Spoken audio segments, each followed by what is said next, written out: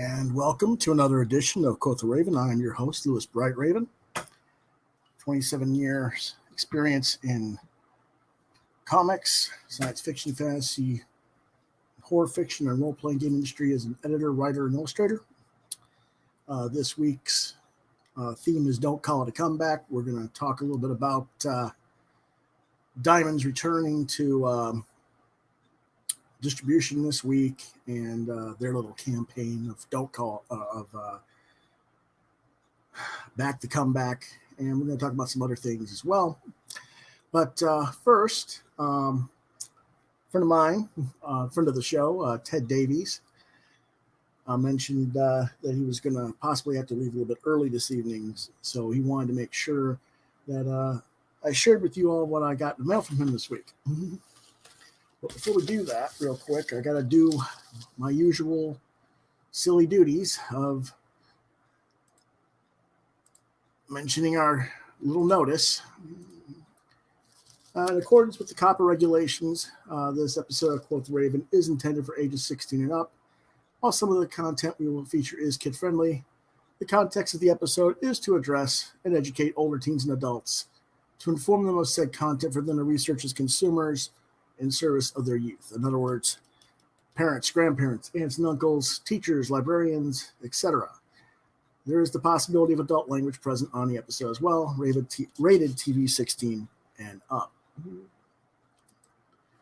So, good, and one of our regulars, John Norris, says, "Good evening, Louis." Good evening to you as well, John.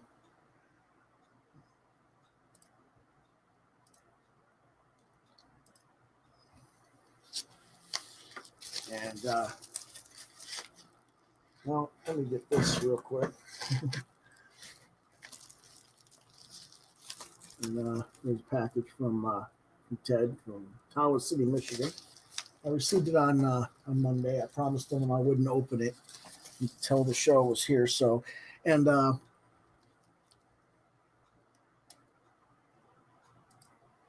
for that very reason, I'm also kind of doing something extra there for Ted there. As you know, I used to live up in that area. And so I'm going to use a little letter opener from Wordsmith Air Force Base, which used to be there back in the until the early 90s when they closed it down by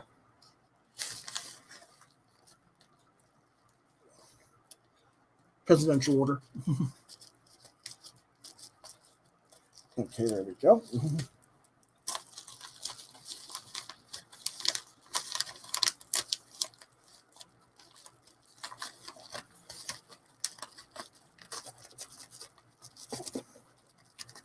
Okay.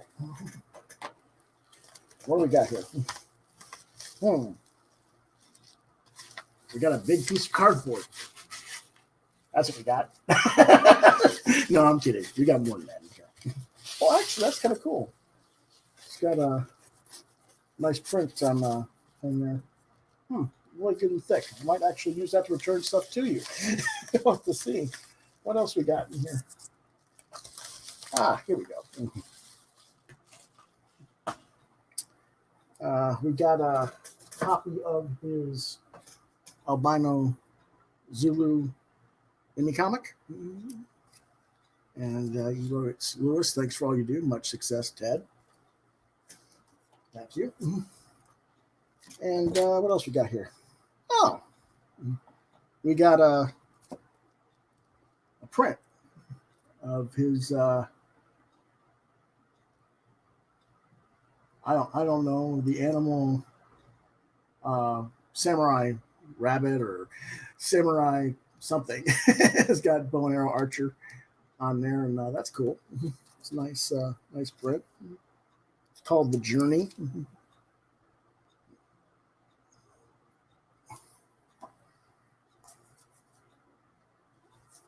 Let's take a quick look at the book.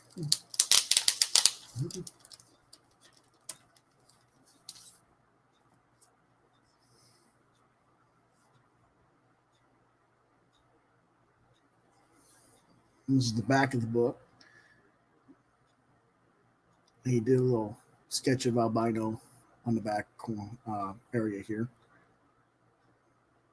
That's an actual original sketch. And we'll go flip it around to the front cover again. Let me see if I can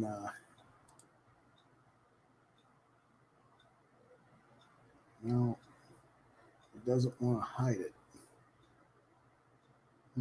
Okay. And good evening from Ted. And we're showing your stuff here, Ted.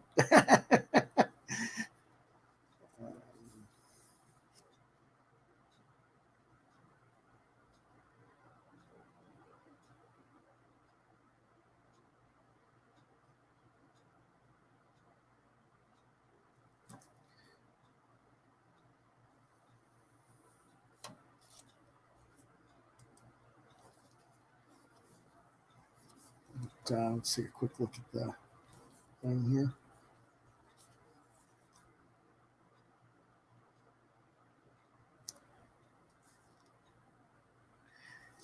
As you may recall, when we've had Ted on the show, this is in black and white because he's intending for people, particularly for kids, to get copies and color it themselves. So that'd be kind of interesting.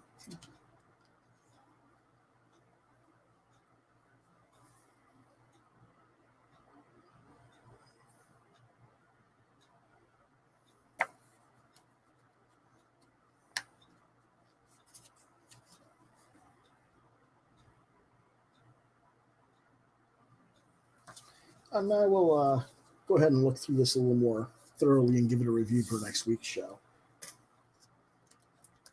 But I want to thank you for sending me that stuff, Ted. And I also want people to see he's recently launched his website at TedDaviesArtistry.com, and I'm going to do a quick show of that page and stuff. Let's see if that's all right with you.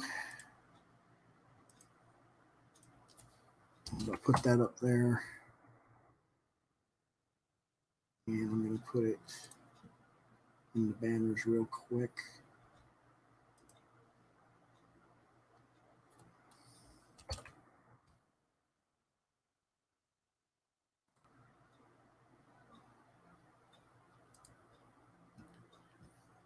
And that'll be there in a second. I'm going to show you guys a link to that in just a second.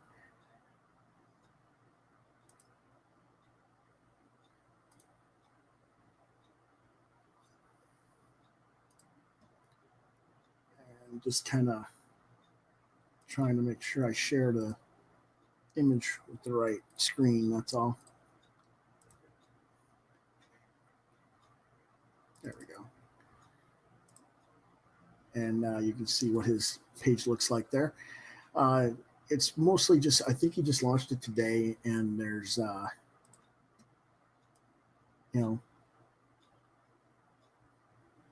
they're still getting it set up here. But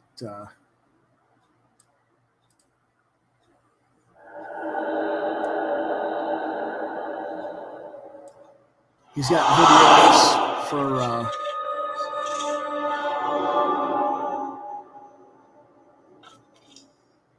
videos for his Retrieve series and Grim 101, which is coming out. You can pre-order it. And, of course, you can also get the Albino Zulu books. And that's a print for a cover he did. And we'll take a quick look at that video another time, probably next week. But, that's stuff going on there.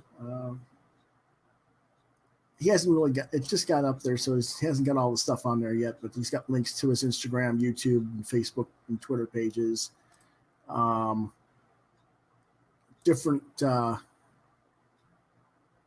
videos will be on here with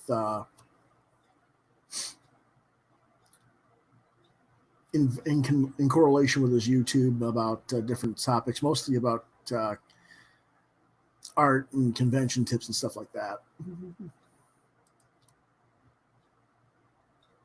And then he's got his cohorts, his assistants there who are actually building the website for him, how to reach them and who they are and stuff. So that's cool. So be sure to check that out, if you will, please.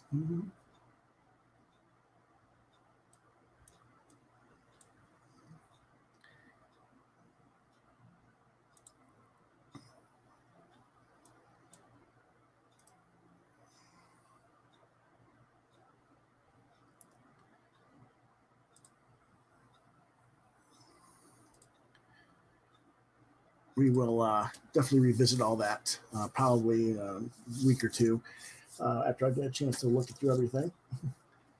But I want to make sure that people saw I did get it. And this is your package. And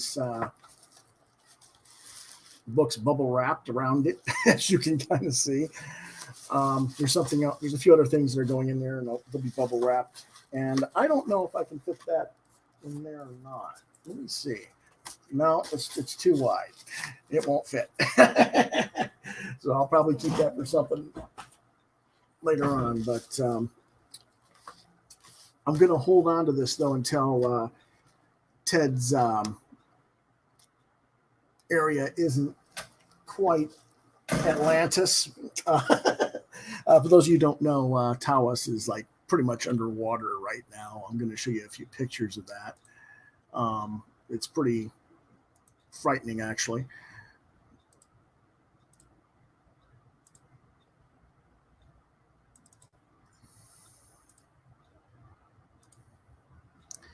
This is some of the flood zone area in Michigan where he's at.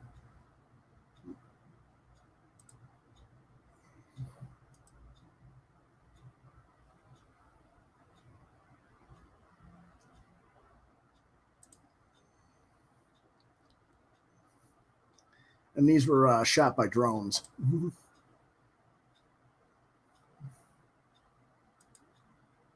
And it's still raining, and I guess you're going to get another 3 days of rain.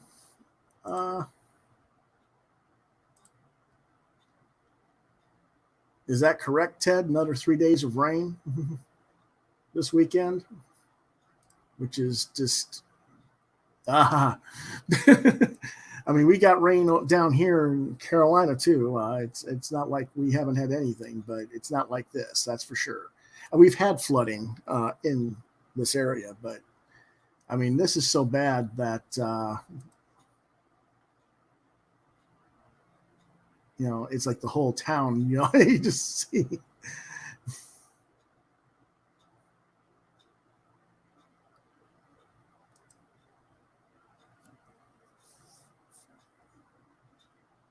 And these were from 2 days ago, and it's actually been more rain since then.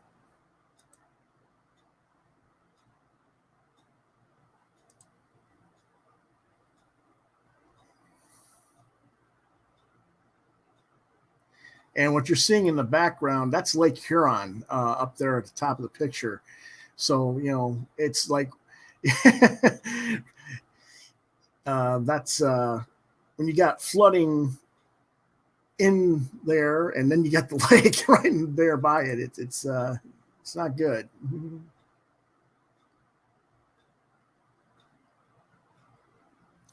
If I'm not mistaken, this area right here is actually the fire department.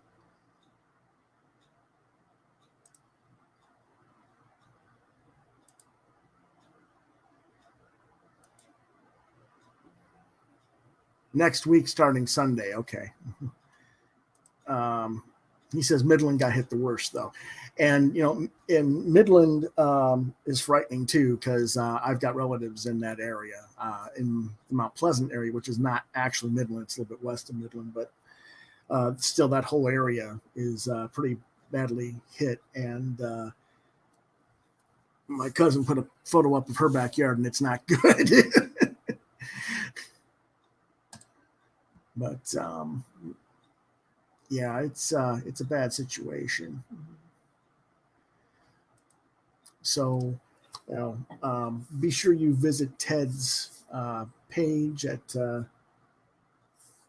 teddaviesartistry.com and order some stuff, because he's probably going to need people buying some stuff from him to get through things as things get stopped there. And of course, with that situation,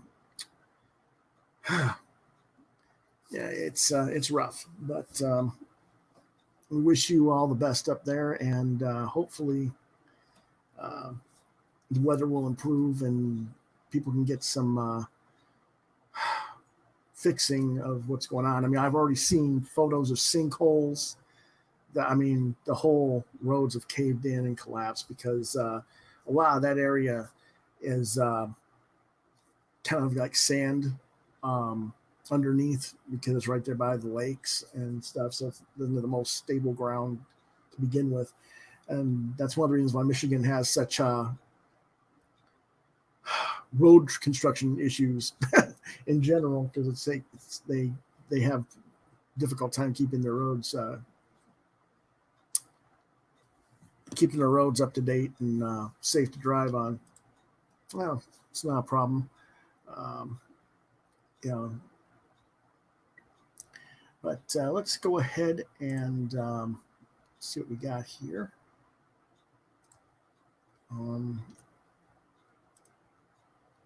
Okay. All right.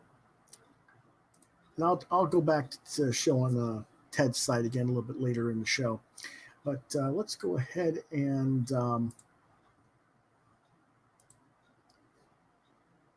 go to our normal thing and go to our questions.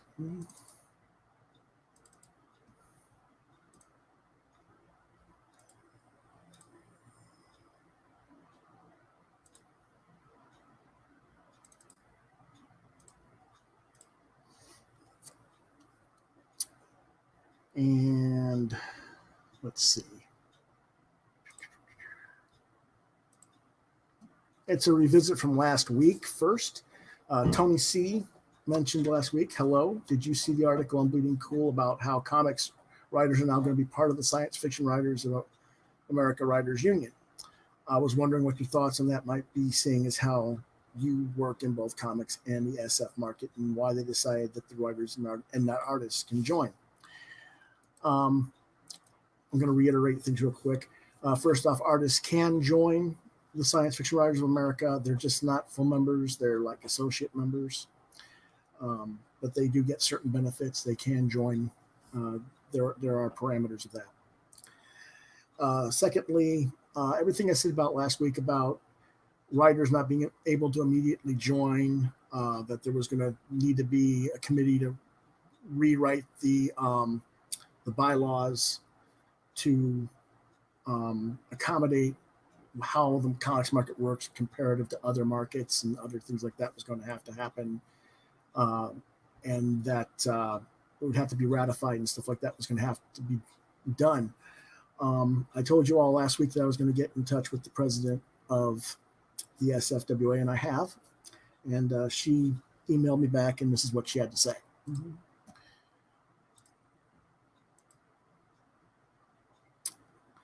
I wrote to her, even though the membership voted to include comics as a market, based on what I understand of the bylaws, I don't think things are as simple as the Bleeding Cool article is suggesting. For example, as most American comics are produced in serialized format, and most trade books are reprints, they might not necessarily qualify under current SFWA rules. Also, the SFWA payment bylaws would disqualify many comics publishers. The bylaws clearly state that the payment to the writer must be paid for in advance or upon publication. An example of how this won't work in comics. Image Comics, the number 3 largest comics publisher in America, does not pay a script rate to writers. In fact, their structure of payment, all proceeds is back-end payment 30 to 90 days after publication, after Image's fee is taken out, would by SFWA guidelines be defined as a vanity press and thus would be subject for disqualification. This is pretty standard operations for many non-Marvel DC Comics companies today, particularly for anything that is original creator-owned content. Conversely, stories with company-owned licensed properties typically pay within 30 days of acceptance or upon publication. This, to my mind, means that before any comics writing can be fairly qualified, new amendments must be written to define the comics category separately and fairly given the construct of the market, while being in accordance with the current bylaws, comparative to the other markets, and then ratified by the membership. And her response was, "You're correct that this will require a bylaws amendment. The vote was a referendum that the membership sang it was their will that the board work towards that goal.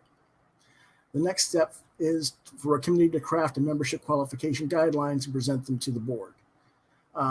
She said she was afraid her schedule wasn't going to allow her to be a guest on the podcast, and she thanked me for the invitation.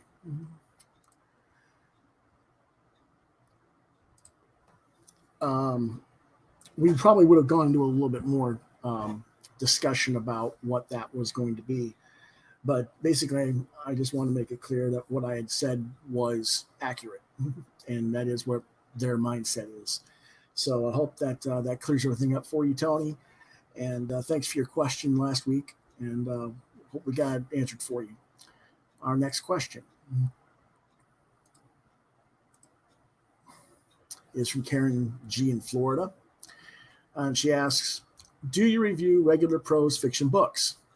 You seem to be only interested in comics reviews, but you say you also work in the science fiction, fantasy, and horror market, so I was thinking maybe you should be doing that too. That's not an unfair question. Realistically, I think the main reason I don't is what I have available to me. I don't really go to the bookstores like I do the comic shop, and I don't get a lot of stuff mailed to me. And a lot of my book stuff is old, and I'm going to show you an example of that here in a moment.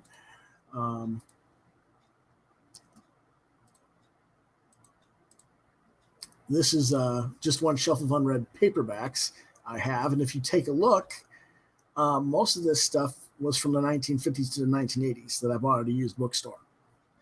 And if you see the stack of books behind the back, they're standing spine up while the other ones are sitting face down. There's a whole stack across that whole thing behind that group of books. And this is just one shelf of the bookcase in question. And that's all stuff I haven't read yet. You see in the top left corner an Orbit #1 by Damon Knight. That's an anthology series from like the 1960s. That's the first volume collected. There's, as you can see, there's some Star Trek stuff in there. There's some original James White, who you may know for the Surgeon General. It's not Surgeon General. Section General, which is the Space Hospital series. Some of that stuff is in there. That's some of the original paperbacks. Werner Vinge, The Witling, that's from like the 70s. So, you know, I got a lot of that stuff that I'm really behind on. And for that reason, it's like I could do reviews of that stuff, but it's not like readily available to people, number one. And it's not like, I mean, you might find them in a library, you might find them at a used bookstore if you really wanted to go hunting, but the modern stuff I'm really not really keeping up with as much. I haven't been going to the library, and right now the library is closed due to the coronavirus situation, so I can't really get recent stuff that would be readily available for people to go find. But you have a point, Karen, and I'll have to address that in, later on this year and do some future stuff. Okay, thank you for your observation.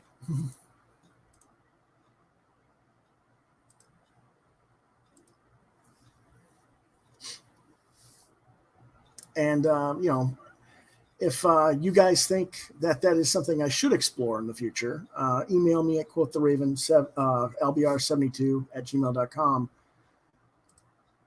with the subject header book reviews, yay or nay, and let me know what you think.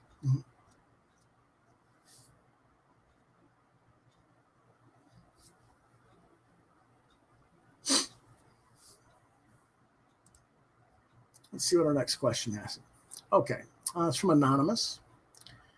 You need to do more cool stuff like favorite comic stories of all time, favorite comics writers and artists of all time, stuff like that. It would give people an idea more of what you're like and the kinds of stuff you enjoy. Then maybe they'd see something they have something in common with you and listen to what you have to say. Okay. I think that's what my reviews do. The stuff I review is mostly stuff I like. So if, I think my viewers would pretty much know the kind of things I like already, but I suppose what he's really referring to, the anonymous person in question, is he wants me to mention like the classic Marvel or the classic DC stuff. One of my favorite all-time stories type thing. And so that's not a bad idea, and that's something that we may visit down the road later this year. Okay? Thank you for your suggestion.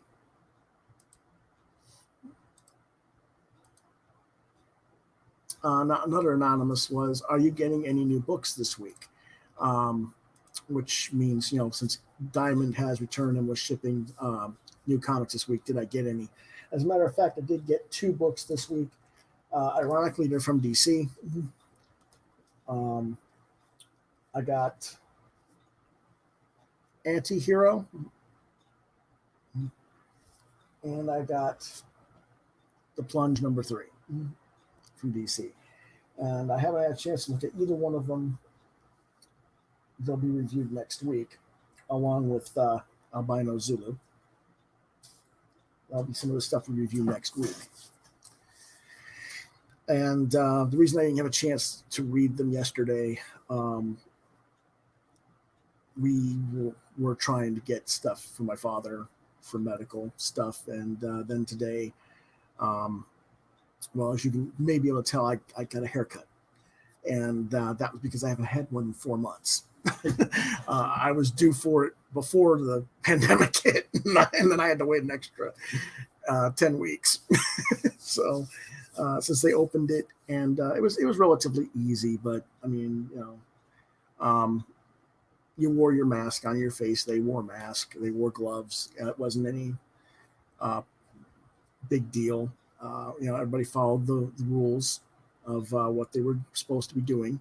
I was in and out in like 10 minutes. So, not a big deal. But at least I feel human now. So that's a good thing. Let's see what other questions we have this week. Revolt asks, are you on speaking terms with anybody at Indieval anymore? I don't know if you are aware, but Varian is really sick, and I hadn't seen you mention it. It's not a question of being on speaking terms per se. Just, kind of slowly, drifted apart after certain events. I was aware that he was ill, but not as bad as he apparently has become. And I did express something to him privately and let him know that we were thinking of him and wishing him well. So, thank you for mentioning that and, letting me know.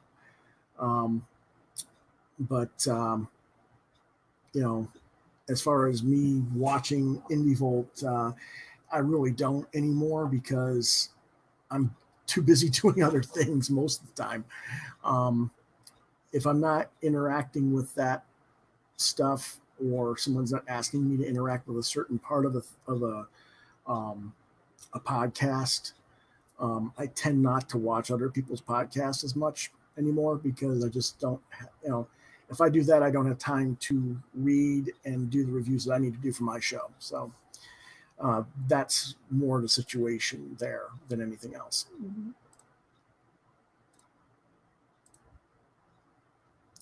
Another anonymous, again, haven't seen talk about Sweet Cast or other podcasts. Are you keeping up with them? Again, not really, unless someone mentions it. To me, that they should that I should watch an episode, and they want to know what my feedback is on something. I tend not to.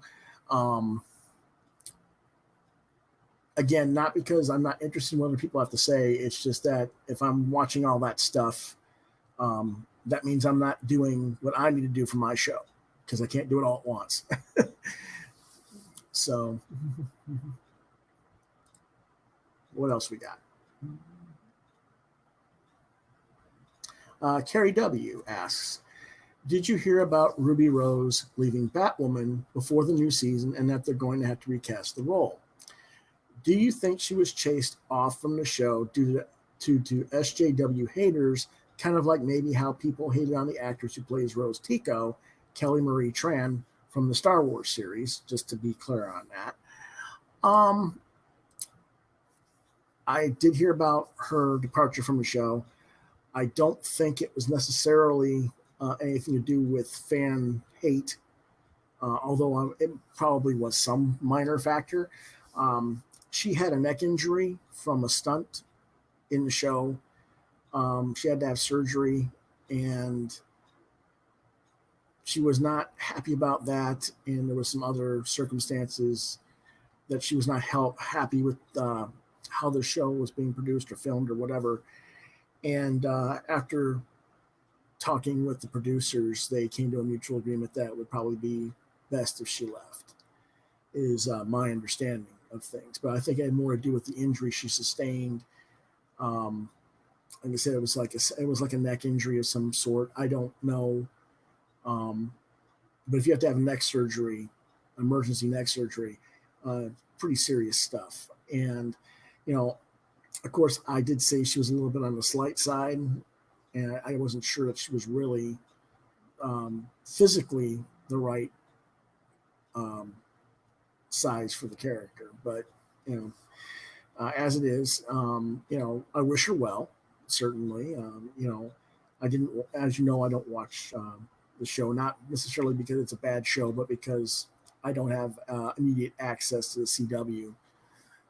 So I just, again, I have to go hunt it down online. It's not something unless someone really makes me, hey, you got to go see this. I don't. But I wish her well, and hopefully the producers will find a solid replacement for fans of the show, and it'll continue and be well received. Let's see if we have any more questions. Oh, Retailer Rob comes back with me again. I bet you're going to attack the whole Back the Comeback campaign, knowing how anti-retailer you are. Why would you do that? Well, the truth is, I hadn't planned on talking about backing the comeback or Diamond at all this week until you brought it up, Rob. Mm-hmm. So you can thank yourself, and everybody else can thank you for what's about to happen, because we're going on multi-rant mode today. So let's go ahead and talk about that whole situation.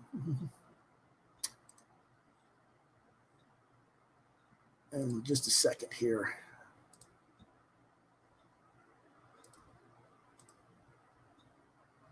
But before we do that, if you have questions, email them to quotheravenlbr72gmail.com, subject QTR questions, and please indicate whether or not you want your name and locale read on air. Mm-hmm.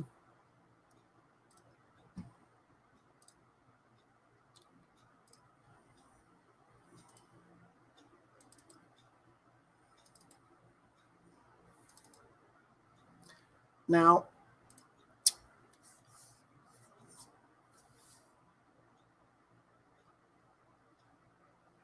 I want to make sure here. Yep, okay. Want to make sure that everything's saved and on the right windows. Now, recently, Steve Jeppy did an interview with ICV2.com, which is run by Milton Greep, who used to be the person who ran Capital City Distribution back before we had the so-called monopoly. And there's a big thing going online about this whole back the comeback. We're going to be better than we were before. And if you saw the opening credits page, you'll see I said, don't call it a comeback until we're all back. Well, we're going to get into why we're not all going to be back and what the situation is. But first, let's see what Steve Jeppy had to say during that interview with Milton Greep. Steve Jeppy says, we came up with a slogan that says, our comeback will be bigger than our setback. It was my son Josh's idea to utilize effectively a cross between the Comics Code Authority stamp and the Marvel Value stamp. My first reaction to this was, how ironic. You claim your comeback will be bigger than the setback, but you use two logos that epitomize two of the largest de facto discriminative and destructive forces in the comics industry to represent it. Forces that, in fact, created the two most destructive setbacks in our industry's history. Yeah, that's a good idea. That's brilliant, Steve. That's a good job.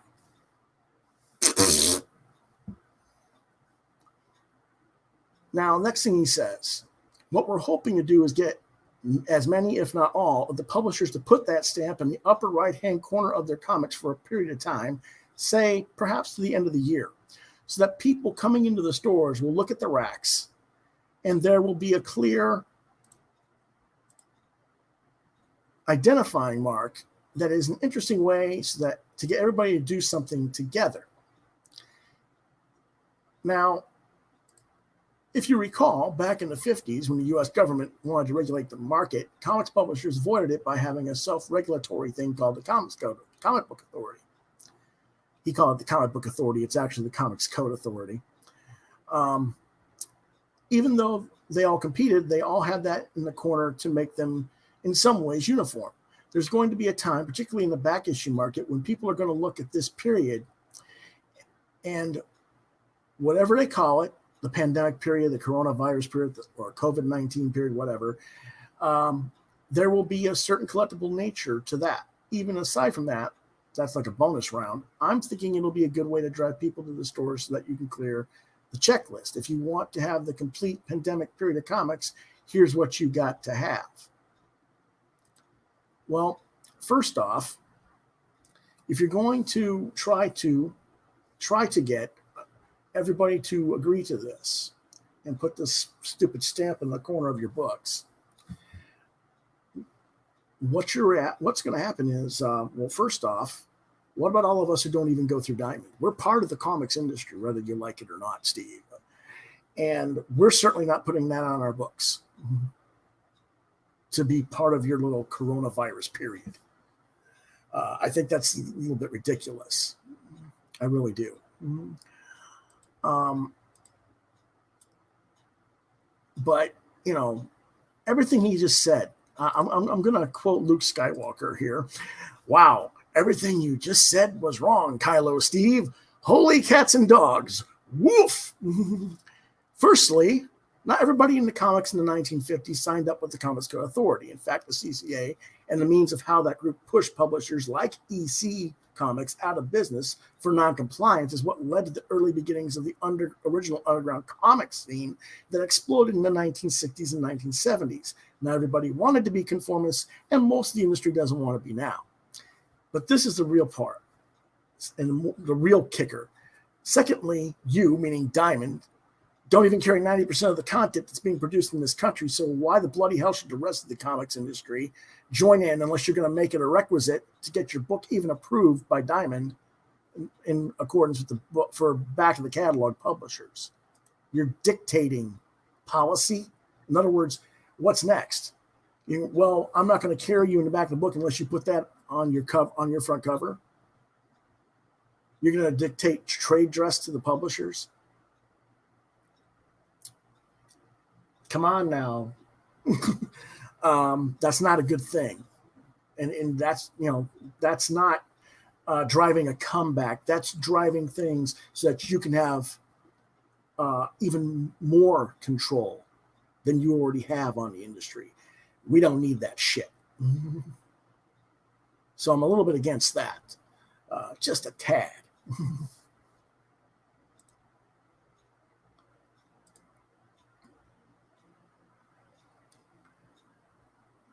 And I think that's his plan. I really do. He's going to try and force all the back of the catalog people to have the logo, or they won't be accepted by Diamond and be distributed. He goes on to say it'll get some people to maybe sample other companies that they might not otherwise buy. And I'm going to just counter that with bull. No one's going to care about your stupid logo. People are going to order what they've always ordered. The only way to market the greater whole of our comics industry is to choose not to market Marvel and DC product under the point of fact that those are the companies that already get all the media attention.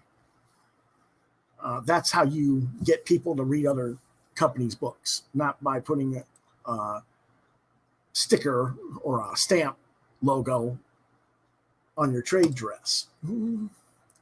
ICV2 asks him, the biggest question we have is that there's going to be some percentage of stores that will be open for walk-in traffic, some stores that will be open for just curbside business and shipping, and some stores aren't going to be open at all for this. How do you manage what you hope to be a national campaign when New York, California, Illinois, Michigan, they're all still going to be shut down at the time that you're beginning this? That is a very valid question. Now he answers, we're going to get to his answer in a second here, but you're playing preferences again of who and where the books get promoted to what audiences. And this is going to adversely affect A, how books get shipped, and B, where they get shipped. We've already got enough problems with Diamond doing this. I can tell you, countless retailers can tell you this. They order books, and Diamond gives preference to their larger accounts. Diamond gives preference to stores that have a larger population base for their, excuse me, I got an itchy nose tonight. Don't know why.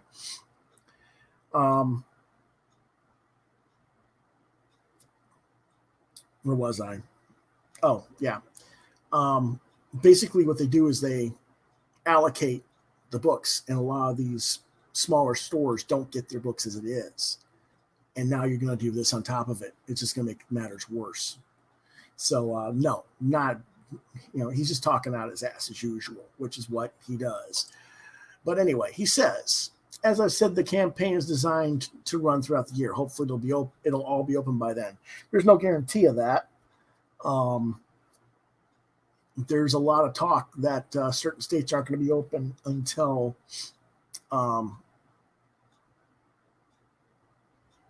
at least November, and maybe as late as February of next year already. So,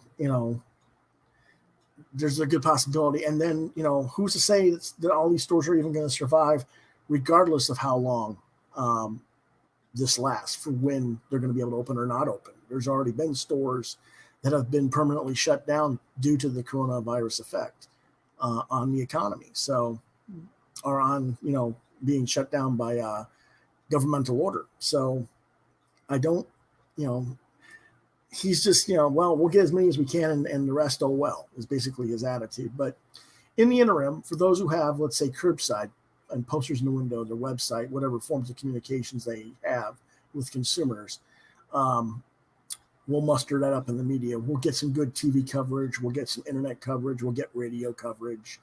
We're going to, as best as we can, make consumers aware through all the various channels of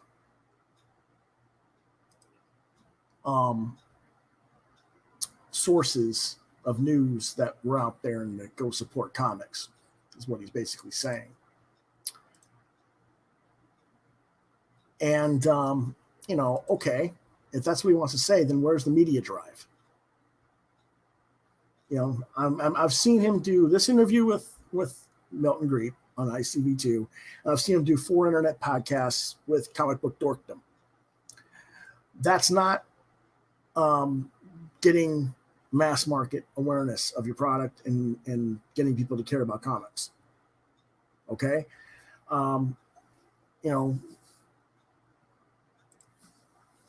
Where is the appearance on Good Morning America? Or CBS News This Morning or the Today Show? This guy's a multi-billionaire entrepreneur, and he can't get the networks to give him 10 minutes of airtime to discuss this. You can only get some fanboy podcasts to have you as a guest. And I'm supposed to take this campaign that you're going to say, we're bigger and better than ever. Come support us. Seriously? Really? I'm not, do something with the power that you have that's actually legitimate. Don't go talk on a podcast with 5 or 6 other name retailers that are already kissing your ass. Okay? Because, that's not going to help anybody. That's just piddly shit. You want to talk about what's going on with the comic industry and other stuff, you got to get on a platform that's going to reach the masses in that respect if you're going to do this. His next comment: with everybody on board and feeling unified as one industry, I think we can do it. Well, the thing is, not everybody will be on board. And we're sure as hell not unified as an industry, thanks to him and his kind. I get this as a PR move to try and help the idiot retailers who've been kissing his ass for the last 25 years in hopes that they'll remain in his good little slave-made biatches, whatever, instead of wising up and looking to rebuild access to the whole of the comics market. But lay it on thicker, Steve, why don't you? I mean, come on now. It's sad. It really is. But,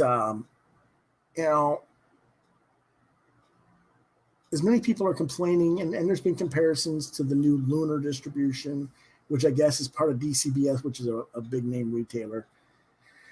They're arguing about the way DCBS packages everything in bubble wrap in the books, whereas Diamond didn't do that. They showed a package on that, and all the books were damaged again, which happens almost every shipment. You're going to get some damaged books from Diamond. They don't do anything right. I hate to say, but anyway, to have these people, and of course, he's got other people on this channel, not my channel, but on his channel, his platform of what he wants to do.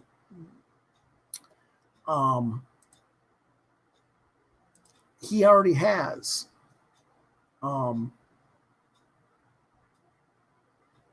Mike Richardson at Dark Horse saying, yeah, we're going to do that. Marvel's on board with it. IDW's on board with it. Boom's on board with it. Todd McFarlane's talking to the other members of Image founders to see if they're going to be on board with it. Like I said, Mike Richardson at Dark Horse said, yeah, I'm on board with it for the Dark Horse licensed materials, but creator-owned stuff, you're going to have to get permission from each creator. That's going to, whether or not they're going to put that stamp on their book or not. But, stuff like that. But again, they don't carry all the content. And, how many of us are going to put that back the comeback stamp on our books when we're going through indieplanet.com, or we're doing books where we're self-distributing to retailers through crowdfunding platforms? We're not. And we're still part of this period. So what the hell are you trying to prove, Steve Jeppy?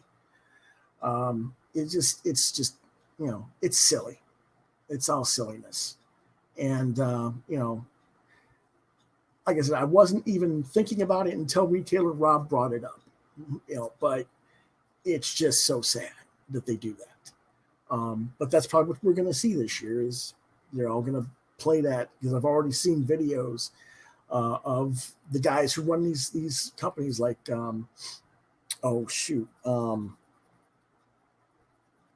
Ross Ritchie at Boom, and the guy who runs IDW have both done videos saying back to comeback, okay, whatever, so it is what it is.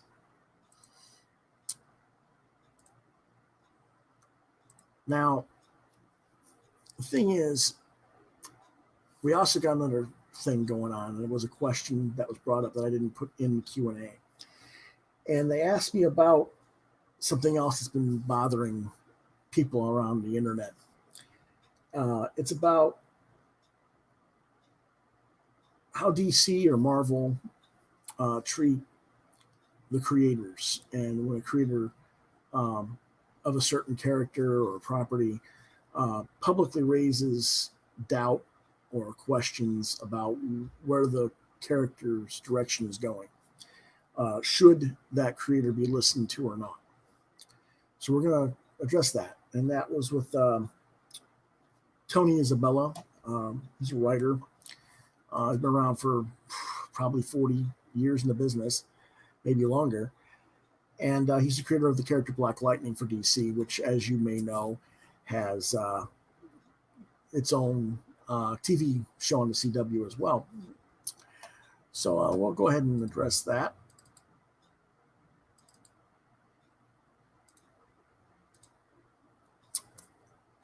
And we're going to call it the creator conundrum. And when does the original creator or creators of a character or storyline have the right to complain about later use of the character or story? Quick summary. Recently, Tony Isabella complained, as he is often wont to do, about how DC Comics is using the character Black Lightning, which he created back in the 1970s. Now, in this particular instance, it's about the relationship between the character and another DC character, Tatsu Yamashiro, also known as Katana, and the newfound romance that the current writers are developing. This flies in the face of who the characters are, in Mr. Isabella's opinion, and even contradicts what has been presented in the character in the TV series, which is more in line with his personal views. Now, for those of you who don't know, in Tony's mind, he's a married man, he's got 2 daughters. So why would he be involved in a relationship with someone else? Good question. Certainly very reasonable thing to ask. But there are, they're going to do what they're going to do at DC. But he made mention of it on his own Facebook page, and I'm not going to show you the Facebook page material. It's not that important. I've given you a quick summary of what the situation is.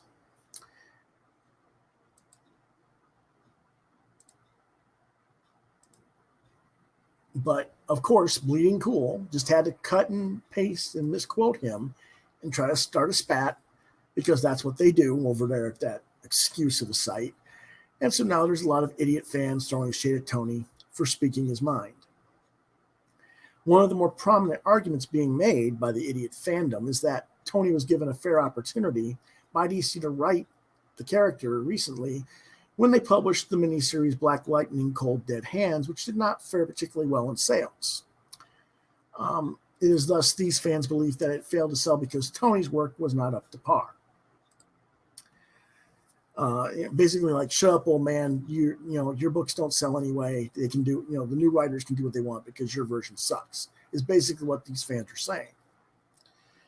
But they don't look at the context of what was going on when that series was released. We're going to do that so that I can explain to fans that Tony didn't fail you with the character or with the story. DC failed the book and Tony. And I'm going to show you how.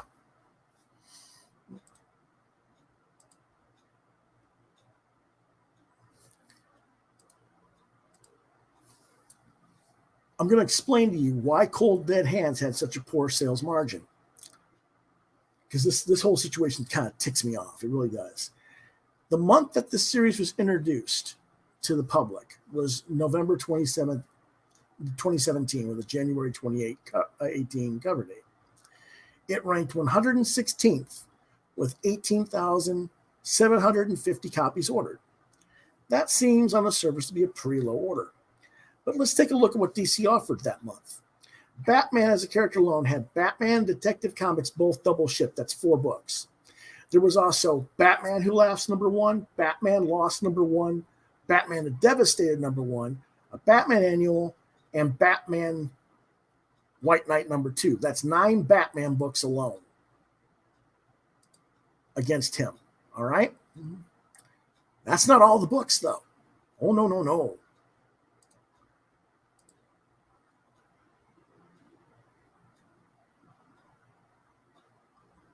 On top of this, Nightwing was double shipped and had a mini series for Nightwing going on. So that was 3 more books. Batwoman, Batgirl, Batgirl and the Birds of Prey, and Catwoman were all also on the shelves. That's another 4 books. So that's another 7 books. So we're talking about 16 titles in the Batverse that are going to be promoted in most comic shops over and above this title. By the way, Superman Action Comics, Aquaman, Wonder Woman, Justice League, Green Lantern, they all double shipped too. So there's another 12 books that got more orders than that book. Yeah, okay. Explain to me where all the damn money is coming from in the retailer's budget to afford a miniseries like Cold Dead Hands when they got to order all these extra books. DC buried this book, and they didn't just bury this book. They buried multiple books at this time frame. Okay? They buried Ragman. They buried Demon Hell is Earth. They buried Mystic U. They buried a miniseries with Hawkman, Death of Hawkman. They multiple, like 6 or 8 series that had rather low sales in the say between 13 and 20,000 sales range for their first issues because they buried them under this shit. Okay? It's, when you do that, you're never going to have books that succeed no matter how well they're produced. It's sabotage of your own brand.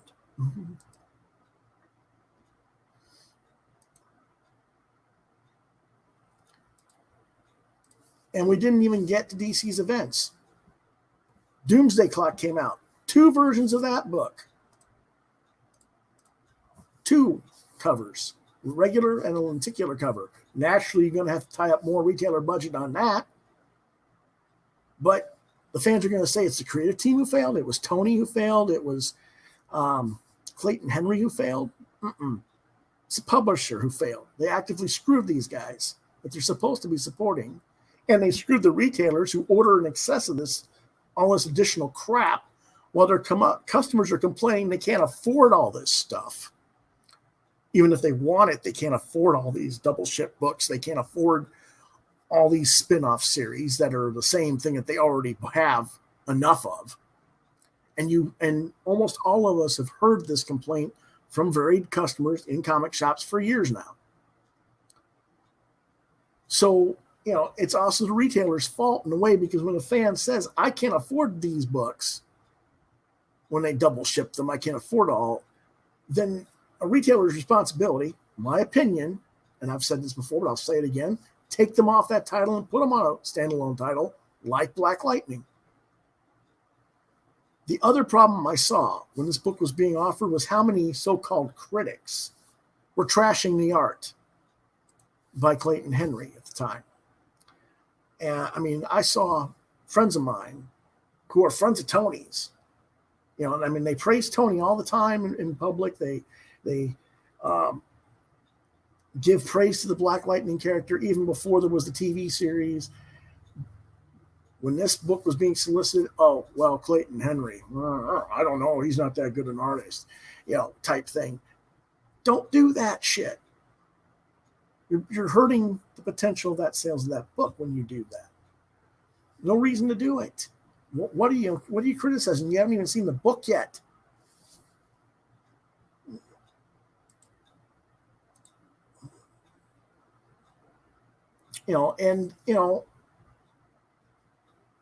This is what they would say.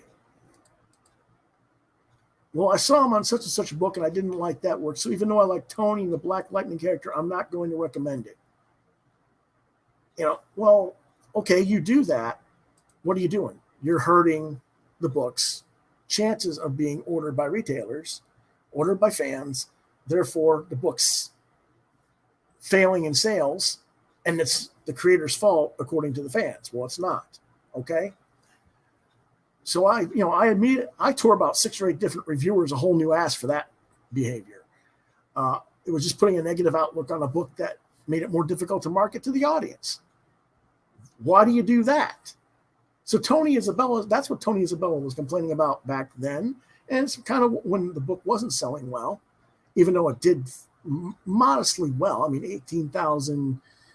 It was a 6-issue series, and it dropped down to about 8,000, I think, by the end of the run. But that's typical attrition of the orders, because retailers in this industry are stupid, and they cut their orders in half and almost with each passing issue. So it's not much of a shock that after 6 issues, it was down to 8, from 18,000 down to 8.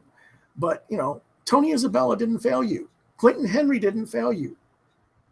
The publisher, the retailers, the reviewers, you failed this book, plain as day.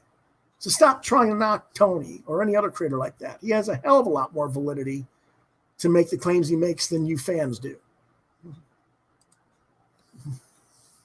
And that's my rant for this week. I think we've done enough of that. Let's try and be a little more positive now, if you don't mind.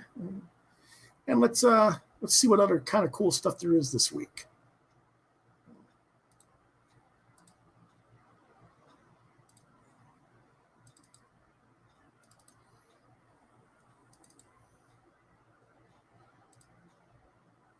We're going to go with reviews. And last week I told you I was going to do some reviews for Scout Comics. And that's what we're going to start with. And this is an early preview. The book isn't due out until late 2020. It's called Sweet Downfall. And the publisher is Scout Comics. Creator is Stefano Cardoselli. Genre science fiction.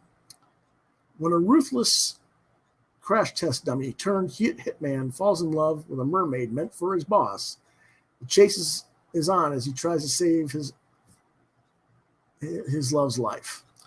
Johnny is an old model crash test dummy who's been repurposed as a hitman for the Don Vito Coriaci of sprawling ocean-bound city-state Santa Clara City. Johnny's loyal and follows orders to the T until his latest mission, when he's tasked to bring a mermaid, a delicacy with healing properties. Basically, the Don needs it to survive whatever he's sick from, but he falls in love with the mermaid and decides he's going to save her instead. And so it chases on through crumbling skyscrapers and colossal cyber angel statues and a hailstorm of lead, breathtaking pursuits, and Mexican standoffs. It's recommended for ages 16 and up. Let's take a quick look at the artwork. It's very European. Stefano is well known for his contributions to Heavy Metal magazine.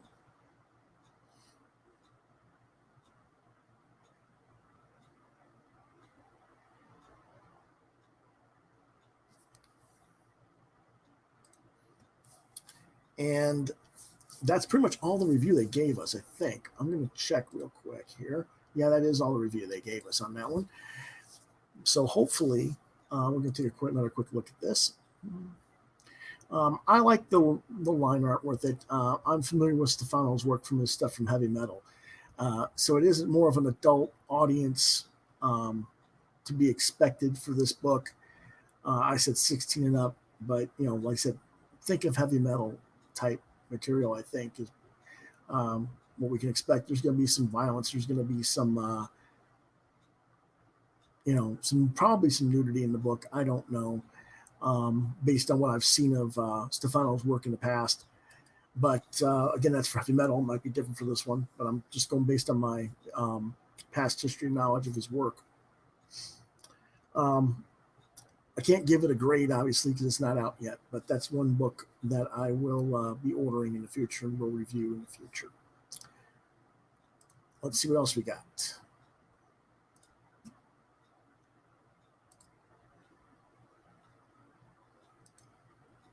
Here we go.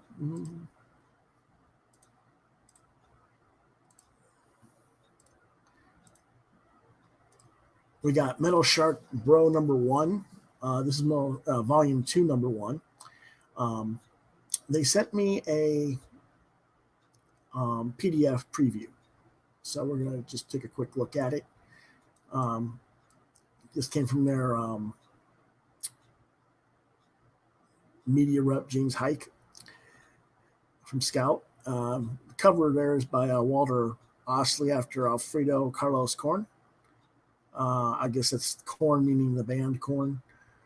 But Metal Shark Bro, created by Bob France, Kevin Cuff, and Walter Osley. The artist would be Walter Osley, and the writers would be Bob and Kevin. The editor and letterer is Chaz Pangburn.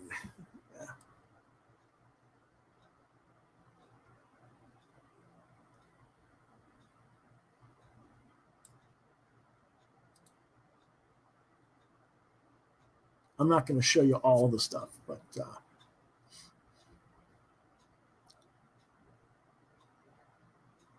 let you guys take a quick read of that a little bit.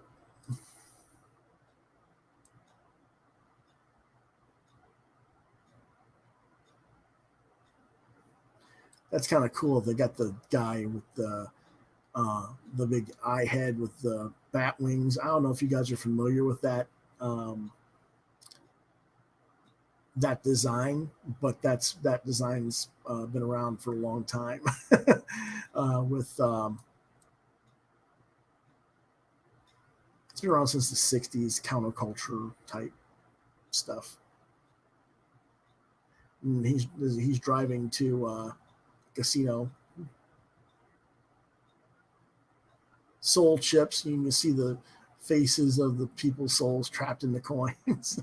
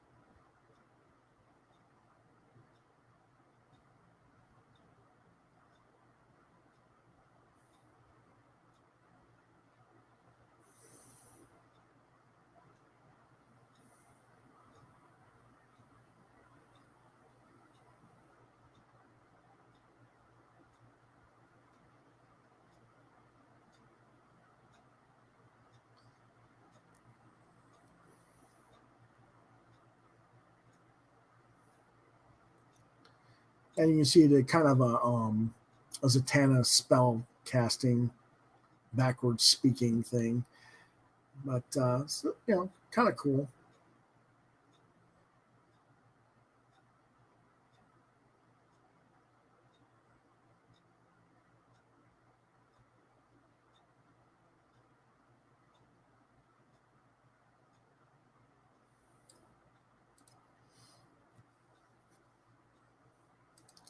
So I'm going to go ahead and, that if you're interested in that book, you should go to scoutcomics.com. It's Metal Shark Bro, Volume 2, #1. I'll go ahead and put that again in the banners.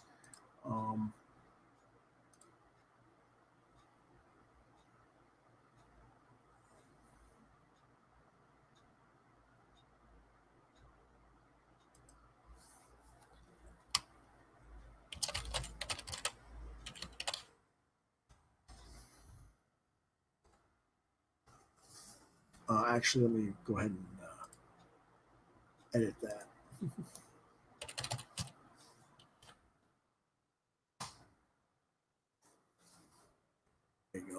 www.scoutcomics.com for that.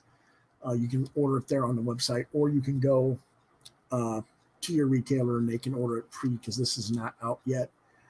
This is stuff that's currently being solicited to retailers. So if you are interested in that particular book, you can go see that one real quick. I'm going to go ahead and go on to the next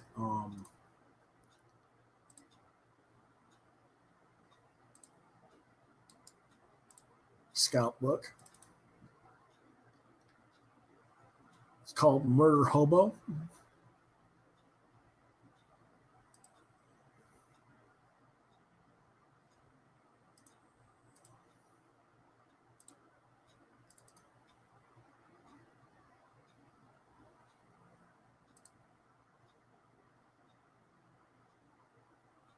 And this is an 18 and older mature content book.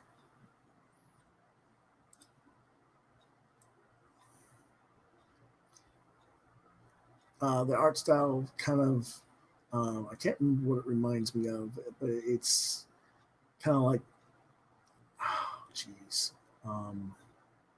Bob's Burgers or something like that, just done more adult-oriented material, I guess.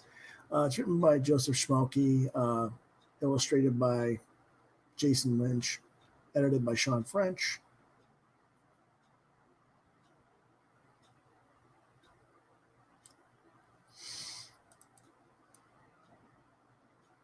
And this is, again, a first issue of a new series, so if you want to get in on it at the beginning, you can. I was kind of middle of the road on this. I'm not really keen on the art particularly. There's nothing wrong with it. It's just not my particular bag for what I prefer in my art, but there's nothing wrong with it. Again, it's an 18 and up thing, so you see stuff like, with two fairies screwing there in the corner there. It's kind of unnecessary, but okay,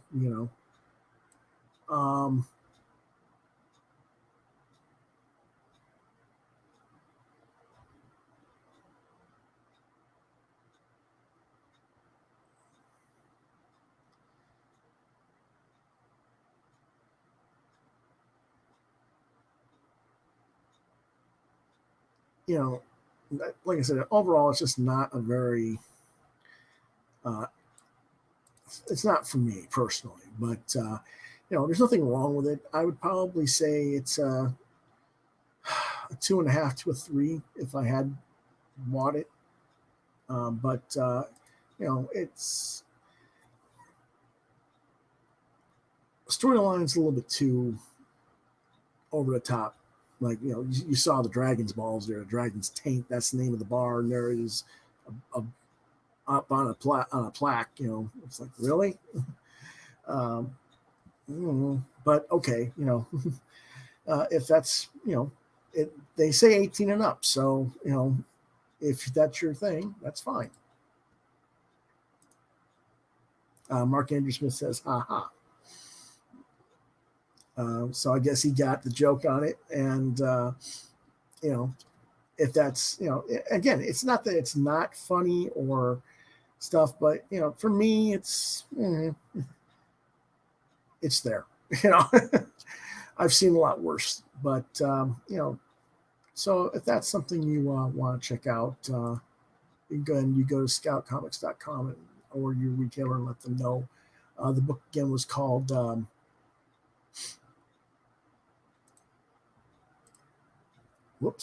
Murder Hobo.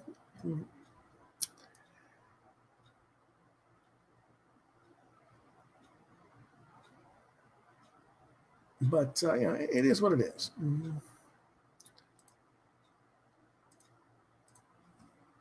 Let's see what else they've got, because they sent me a lot of stuff. This Scout did.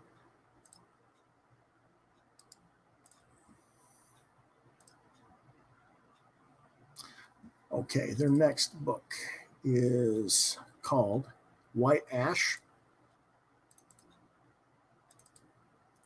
And this is issue number 4. I had not seen this book before.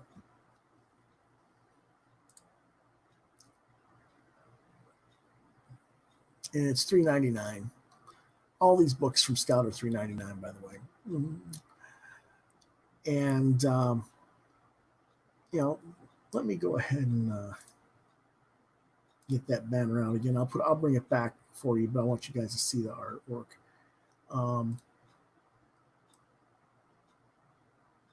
Writer's Charlie Stickney, the illustrator and letterer is Connor Hughes, and the color is Finn Cram. Scout production artist is David Byrne. Again, this is the 4th issue. So I'm walking into it, right in the middle of a storyline. And I read the book, and, to walk into a comic in media res, as it were, I know what's going on pretty much. There's, it's well told. It's, I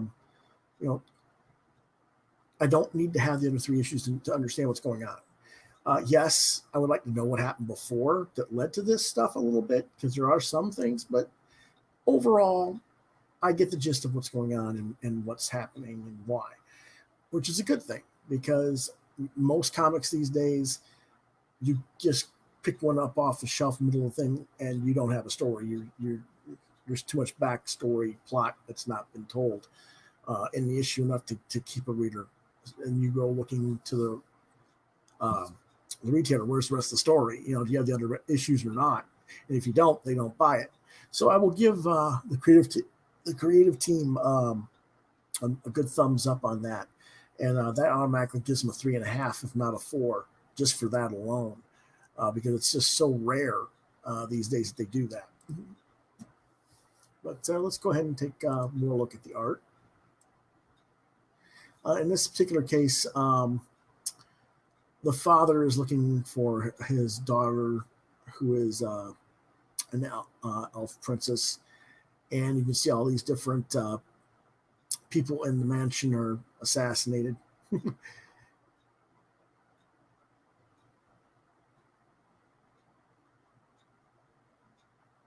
By these demons and vampires type things.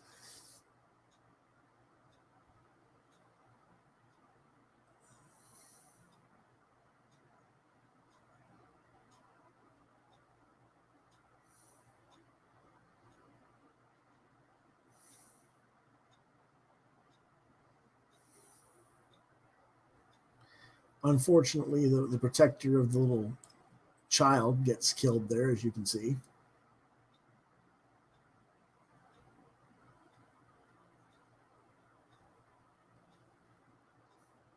That's her mom.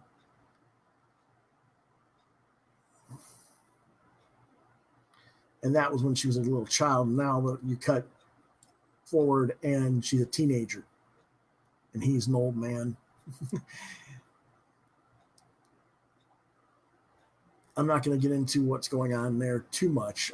Basically, she was dating the guy, and he's like a dwarf or something, and he gets messed up, and he has to heal him, more or less.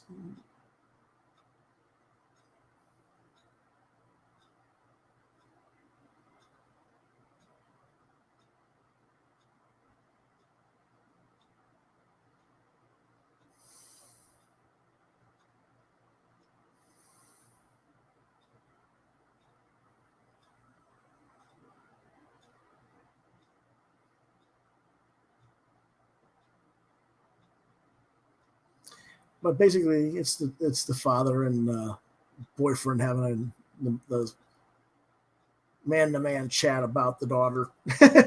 it's kind of cool though, and he gives a little bit of a history of different things of why he's protective of her and stuff like that.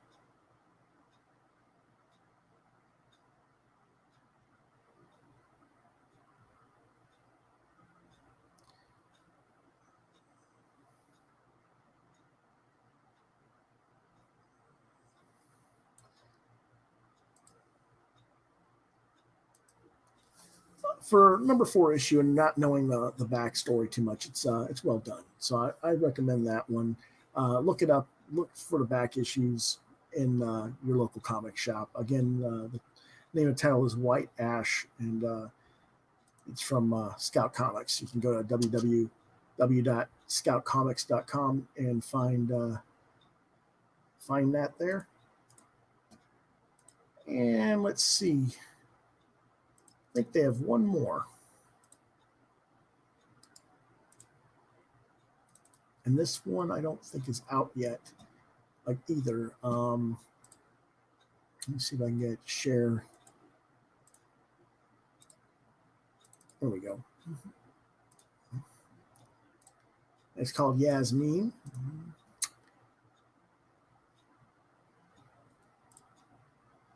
And again, you can do a preview of this or go to the website www.scoutcomics.com.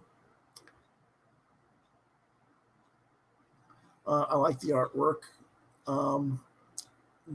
Some people are not going to like it because it's a Middle Eastern thing. Oh my gosh, SJW, blah, blah, blah. Don't want to hear it. It's fine for what it is.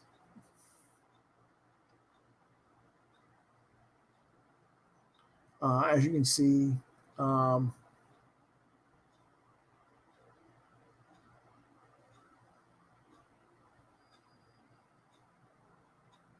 they're walking in the sand, and she stepped on a IED and blew up in front of her. That was in whatever, they don't say exactly when the story was, but when that happened. But now she's in Iowa in 2016.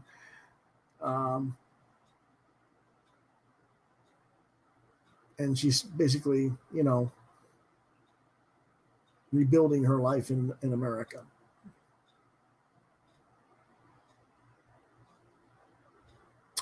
So I'm guessing that was from happened in 2014 in Iraq. They're Iraqis who came to America. And it's their story basically of how they came to America and what they have to endure as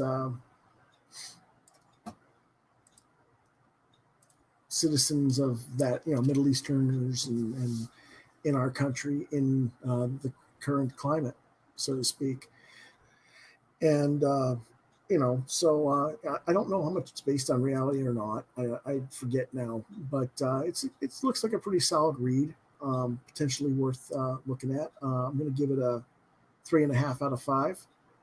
And I recommend you go ahead and at least, do a little more research at it at the scoutcomics.com site for it. Again, it was called Yasmin. And that is everything that they showed me the last couple of weeks. So that's what we're going to pretty much end on our reviews for, I think, is reviews of and previews of that. We do have a little bit more for the show, though. And I'm going to let you guys know what I've been getting from the Indiegogos and Kickstarters and all that fun stuff.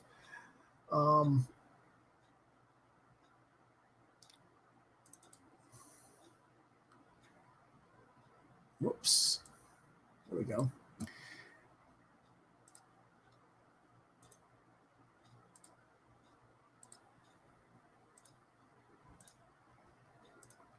I backed recently. It's got 10 days left to go. It's a 2015 to 2020 Steve Rude the Dude sketchbook. It's a collection of commissions and sketches and tutorials from Steve Rude. If you don't know who Steve Rude is, he's best known for, why can I not think of the name of it? I'm picturing it in my head and I can't think of it. Nexus, which was a very popular comic series.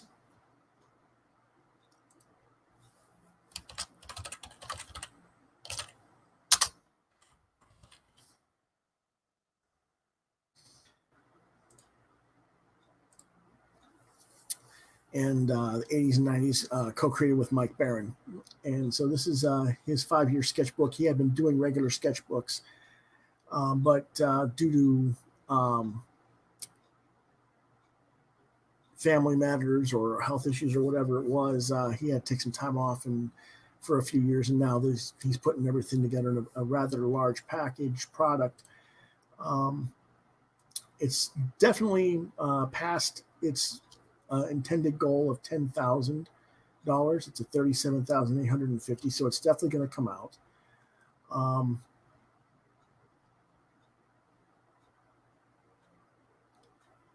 He breaks down all of the estimated costs so you understand,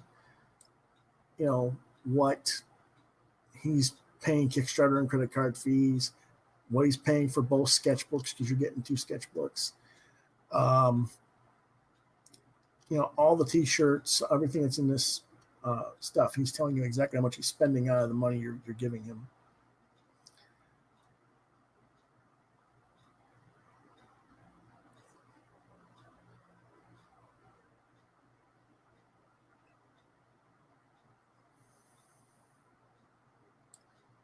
Now, I'm going to go ahead and play the video.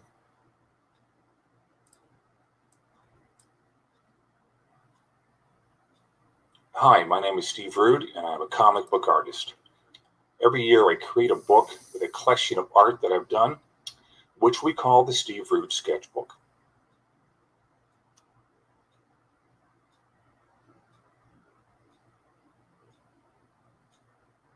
Because of my son, Mr. Sully's operation back in 2015, we weren't able to put together another sketchbook until now.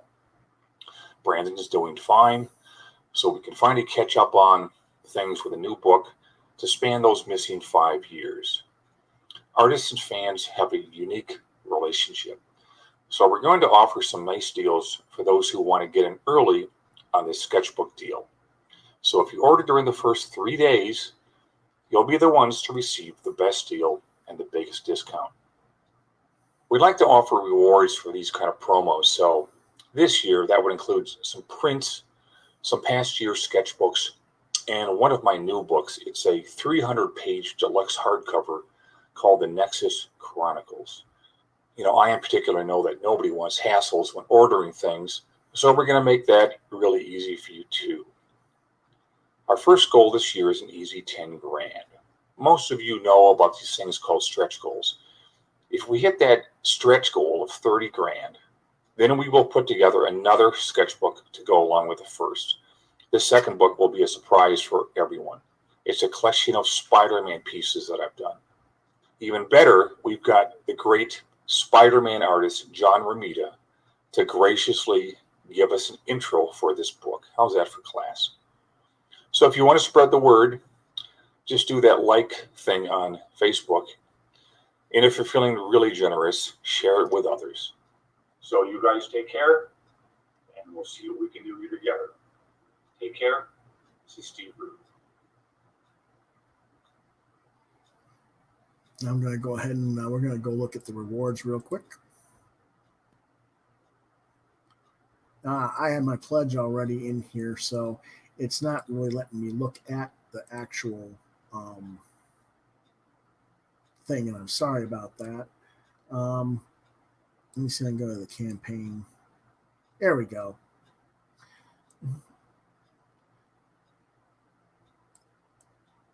I selected a $30 pledge. I just got the sketchbook only. I'm going to get the sketchbook and a PDF of the sketchbook and a bookmark. And I'll get that bonus Spidey book he mentioned since they surpassed their 30K goal.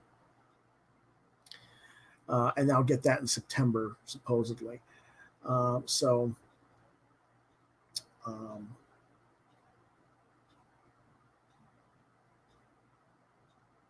Hopefully I'll get that around September, and I can share that with you in September or October. You can also pledge without a reward. You can get a digital PDF of the sketchbook for $15. You can get a $35 sketchbook. There's 3 days to go on that. Again, you get the 2015 to 20 sketchbook, the PDF of the sketchbook, and a bookmark, and apparently the Spidey book as well. If you hit the 30K goal,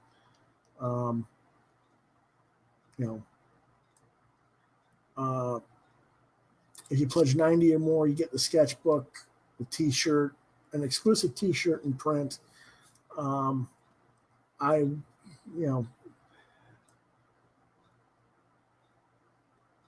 There's other things as well.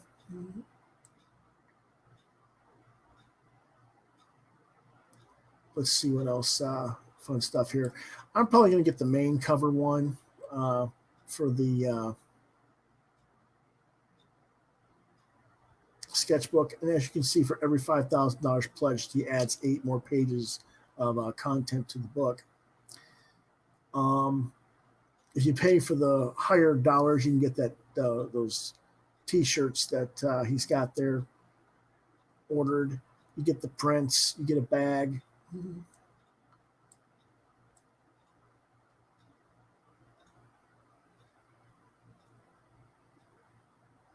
So pretty cool stuff.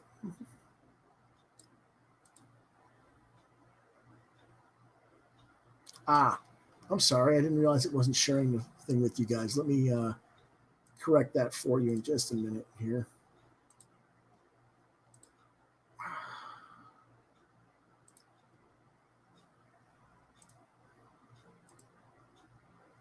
If I can. Whoops. What's going on?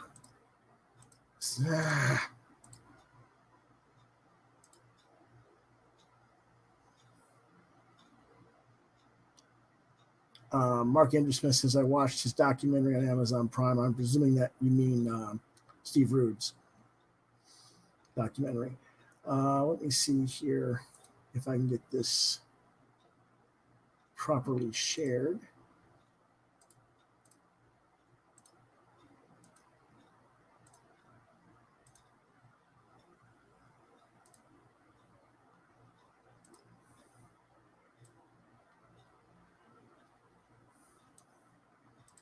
Yeah, okay. It didn't look like it. Did you guys get to see all that or not? It didn't look like it was showing up.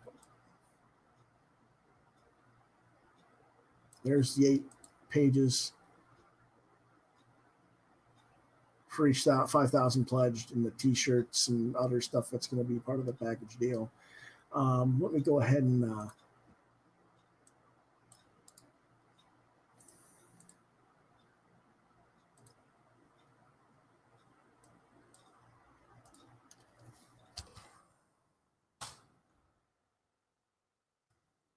there you go. That is the site there. Okay, Mark says you can see it. That's good. And I'm going to go ahead and also put that link there in the comments, so you guys can go ahead and cut and paste that information and check it out on your own time. Let's see what else we got.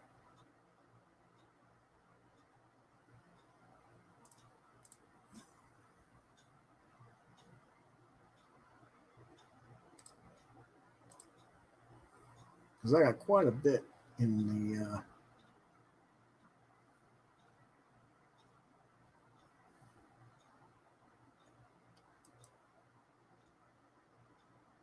all right.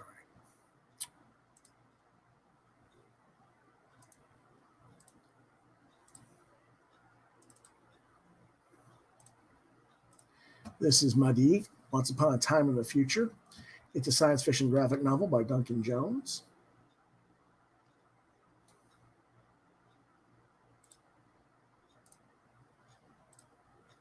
And we're going to go ahead and put that link on there now. Hopefully it'll work.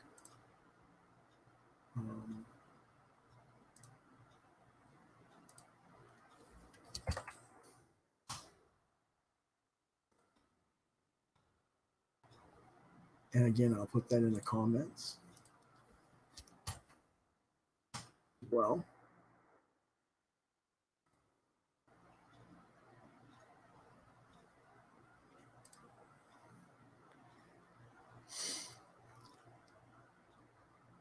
It's kind of a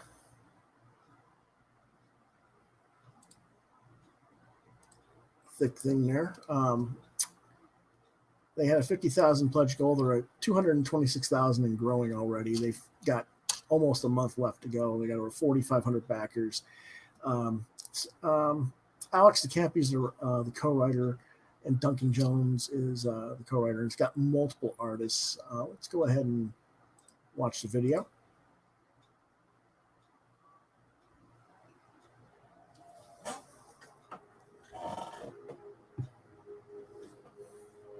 Maddie, Once Upon a Time in the Future, tells the tale of a team of British veterans who have taken on corporate mercenary work to pay for the upkeep of technological enhancements they received while in the military.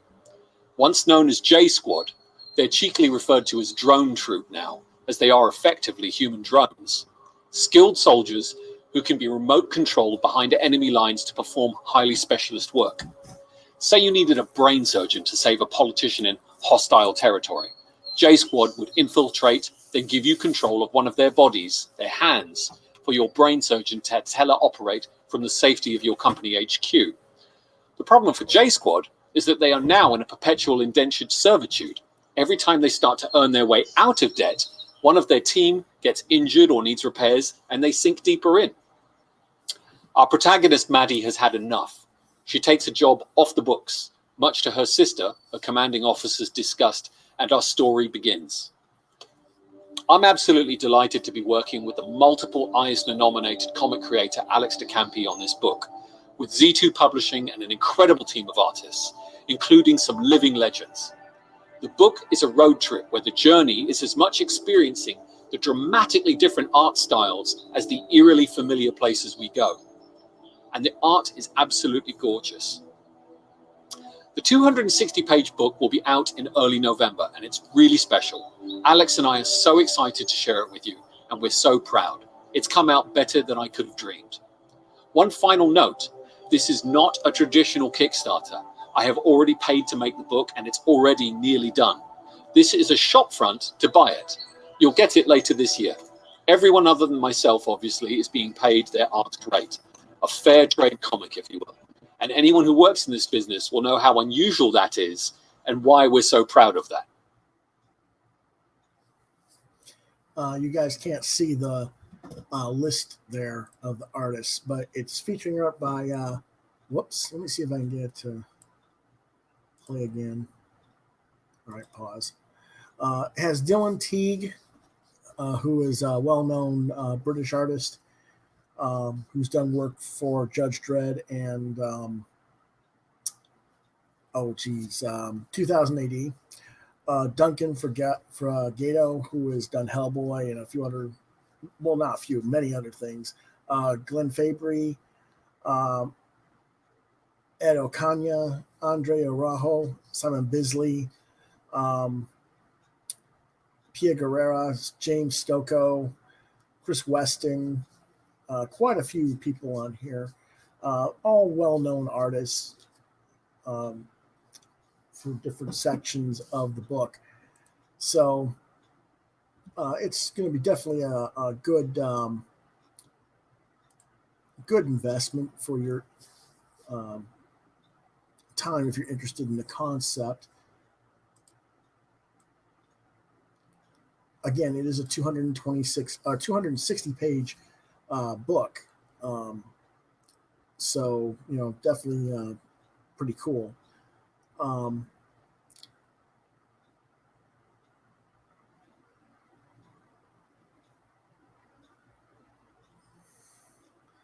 The maximum shipping costs that they're estimating, of course, this might be a little bit more, but they're estimating is $10 shipping in the U.S. Canada and Mexico is $15, the UK is $20, mainland Europe is $25, and the rest of the world is $55. The shipping costs will be collected at the checkout after the campaigns via Backer Kit, where you'll also have the chance to add on additional books or upgrade to a higher tier version of the book that you order. In other words, you can go from the soft cover to the hardcover because they have different versions. The soft cover is going to be a 7.5 by 10.5 version, and the hardcover is going to be 8.3 by 12 inch. So the hardcover is actually going to be a little bit larger sized book, which I think is pretty cool.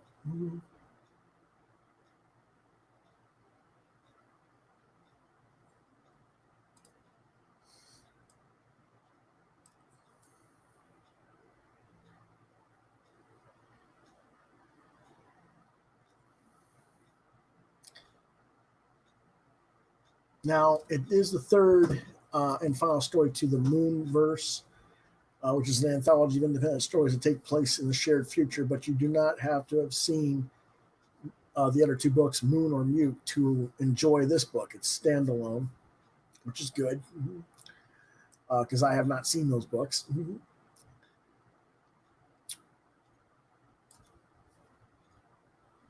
Again, their full roster of line artists are Dylan Teague, Glenn Fabry, Duncan Forgato, Lorenz. I don't, LRNZ. It's pronounced Lorenz. I'm not familiar with them.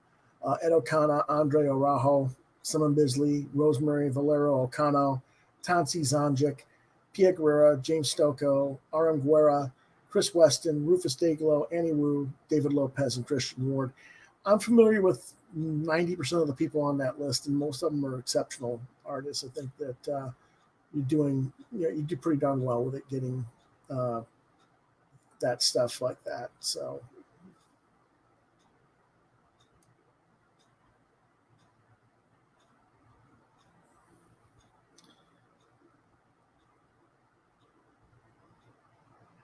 Again, you can check the link in the list that I put in the chat.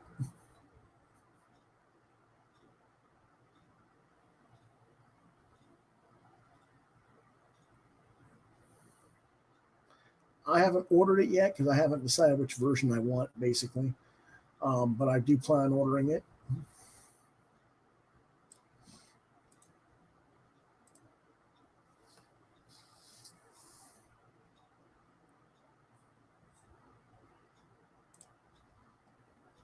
And let's see what else we got. We got all kinds of fun stuff.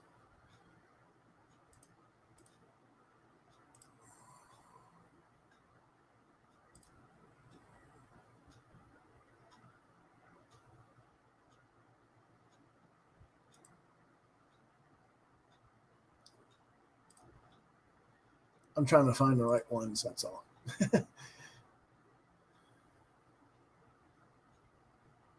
Let me see if I go here instead.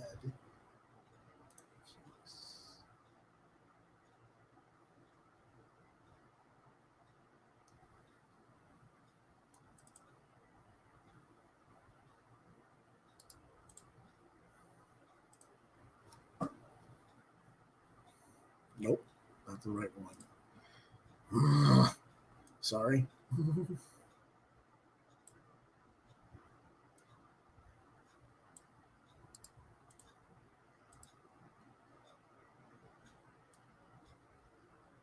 Okay.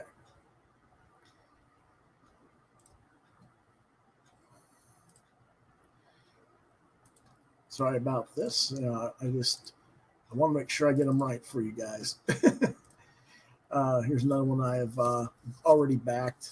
It's called Titan Mouse of Might. You get 3 issues. You can either get them as separate individuals or as a trade. I'm getting it as a trade. There's 13 days to go. They asked for $500 goal. They got 890. Only got 26 backers. I really would like to see this done pretty well. It's kind of a parody of a Mouse and Batman Dark Knight Returns type thing, I guess. But let's go ahead and watch the video.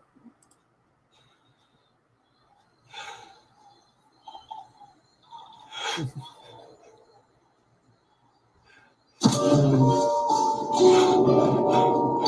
an instinct.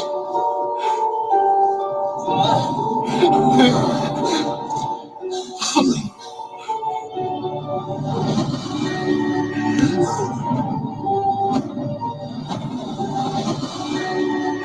Is that Yavin? Good people will fight if we leave them.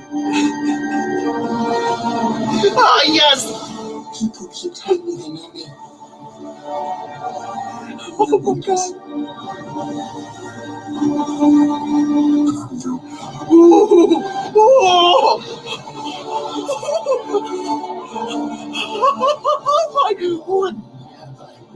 Oh, my God. Oh, my God. Oh, my God.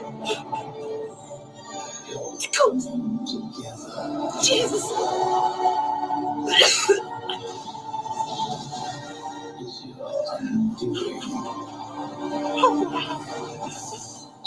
It's an instinct.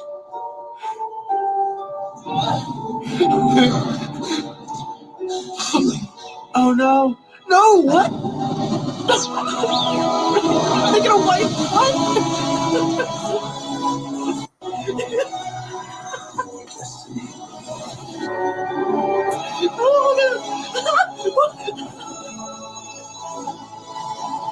Oh, they're in the throne room.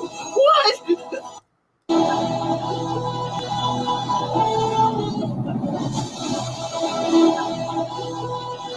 Okay.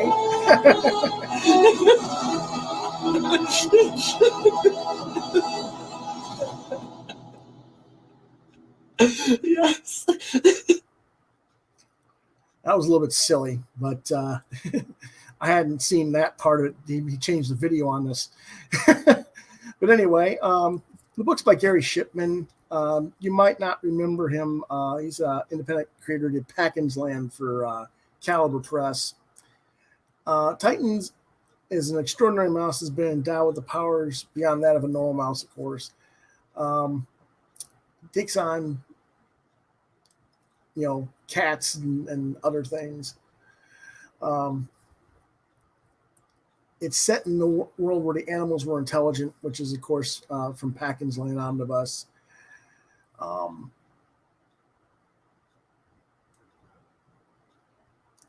He's trying to rescue another smart mouse from a research center.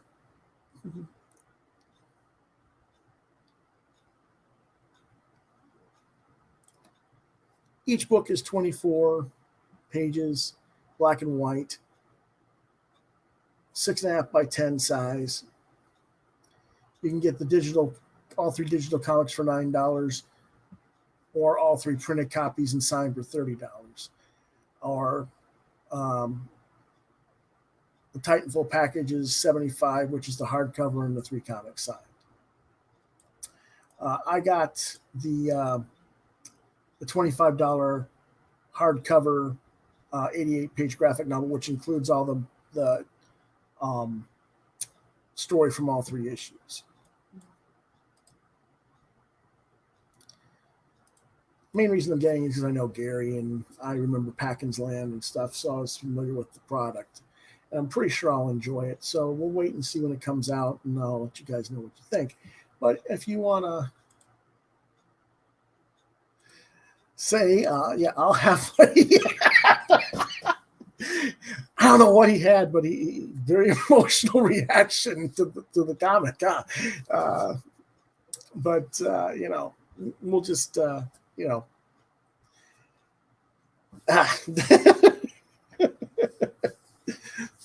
but it should be a fun comic, though. Might be worth people's interest, and I'll go ahead and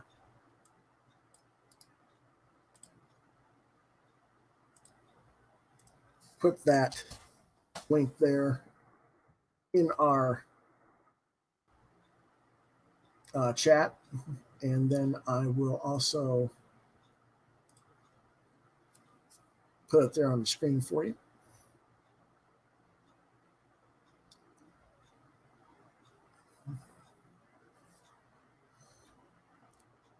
Like I said, I'm getting the hardcover edition. It'll collect all 3 plus some extra goodies. I'm not a person that really cares about all the goodies myself.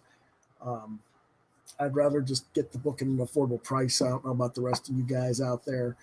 One of these days I'm going to have a roundtable discussion about that and what people actually really want and why. But that's for another show. In the meantime, let's see what else we had.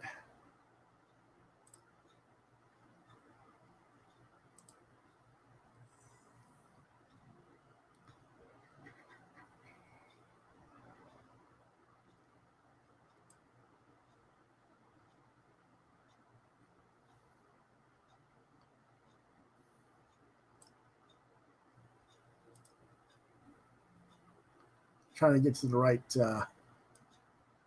thing.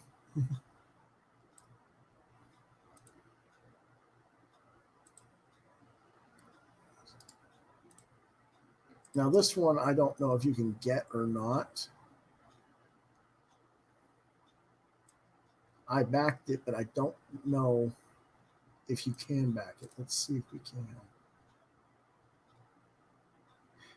Yeah, it just expired yesterday. I don't know if you can get it or not, but we're going to look at it.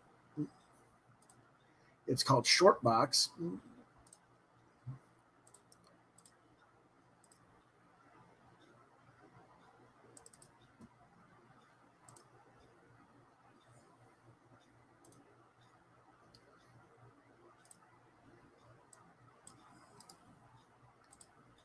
And I'm going to go ahead and put the link on that here.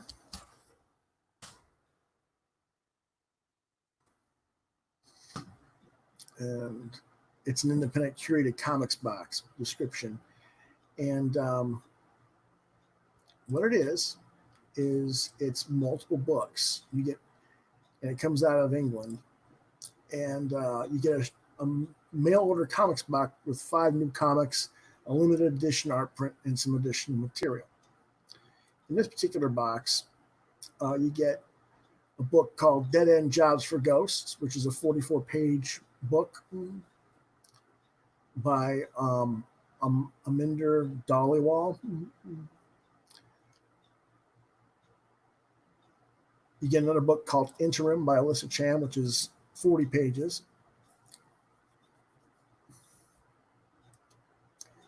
Another book called Charming Pipette and Dudley, Charming and Dog Adventure comic by Charlotte May. That's 60 pages. It's full color, perfect bound book.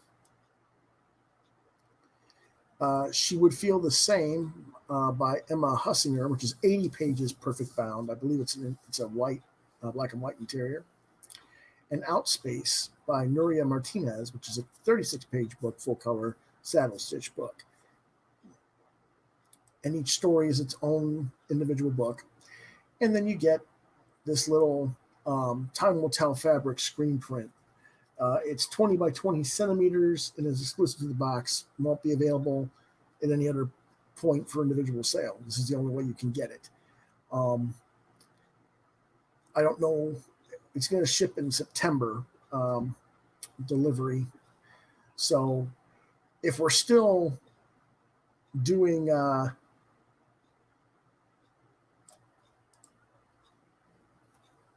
I'm trying to think of the word face mask. Maybe I'll make a face mask out of it. 20 by 20 centimeters. I don't know. I don't know how big that is, but we'll see when I get it. But it looks pretty cool. I've been telling you guys that I want more underground indie type books. And when I saw this particular Kickstarter, I was like, oh, I get 5 books for $35. Shipped from England. Okay. This is different. This is something new. And, so I'm going to go ahead and I gave that a shot and I ordered that. And you can go ahead and check that out. Like I said, the funding, supposedly ended yesterday, but if you contact them, maybe they'll still have a chance that you might be interested in getting that. Let's see what else fun stuff they had.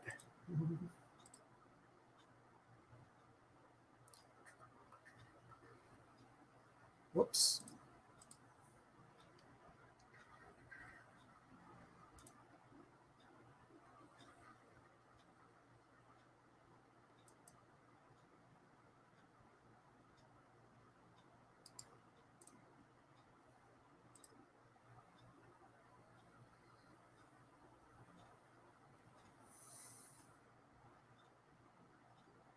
I don't know if they extended the.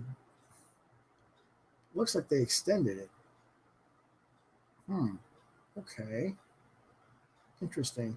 All right.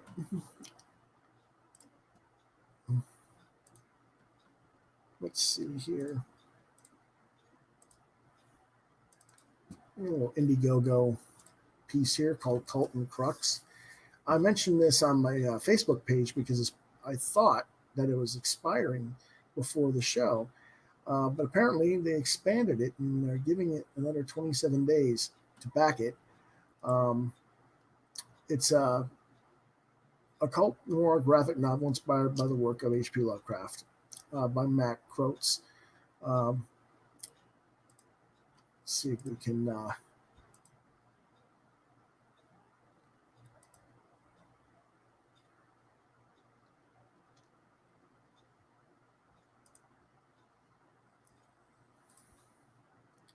I haven't backed this one yet for some reason. I don't know why I didn't.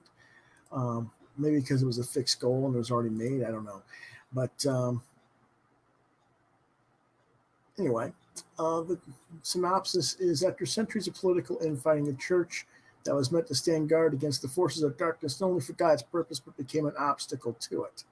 This is the story of a paranormal PI manipulated by both sides that must investigate a series of supernatural cases to discover the secret history of the world and find a way to stop an incoming invasion. The artwork looks pretty cool to me. It's black and white, but I guess there's a color version as well.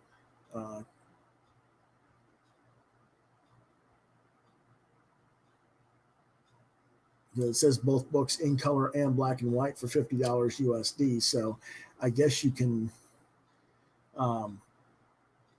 get it in color as well.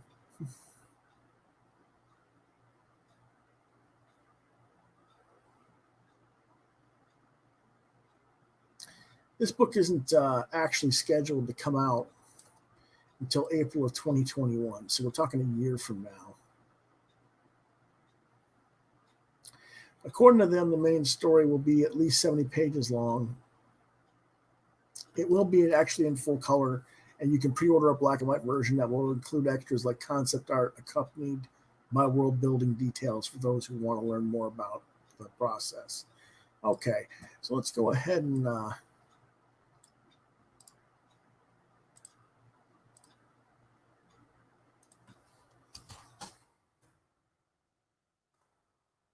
show that Indigo program there and put that on there. Again, the link is in my comment section as well as here on the screen. If that link doesn't work for it, just go to Indiegogo and look up Cult and Crux. You should be able to find it okay. And since there is more days, I think they expanded the days because I could have sworn this thing was supposed to close on Tuesday. But that's cool. It gives me a chance to get it ordered. I think that might be part of the reason why I hadn't ordered it was because it's not coming out until next year, almost a year from now. But that's one thing I don't like with some of the crowdfunding stuff is that even though we're all trying to get things made and done, it's so hard for consumers who are buying this stuff to wait months and months on end while we're waiting for the book to be finished and shipped out. So, but that being said, I wanted to let you know that stuff I've had in the past, like Jason McNamara's Nocturnal Commissions, he's in the process of fulfilling the books. Books are being shipped out as we speak, or maybe not as we speak, but in the last couple of days, he has been going to the starting to ship out the goods.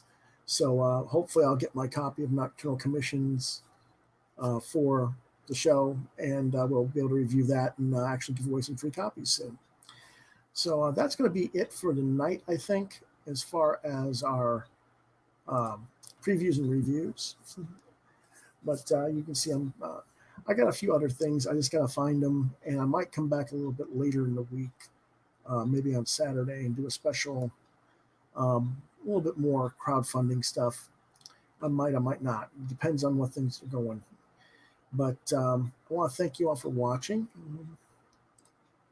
And I want to do a quick reminder again to take a quick look at let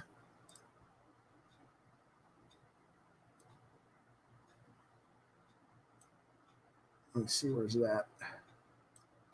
There.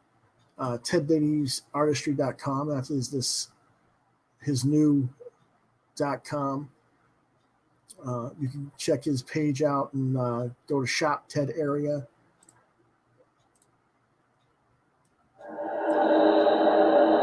I'm not going to go ahead and do the other stuff there. You can go to his Threadless page, and yeah, I'll show you that in a moment. But you can pre-order his Grim 101 Book 1 in June. His 2 issues of Retrieve and the Albino Zulu book 1 and 2 as well.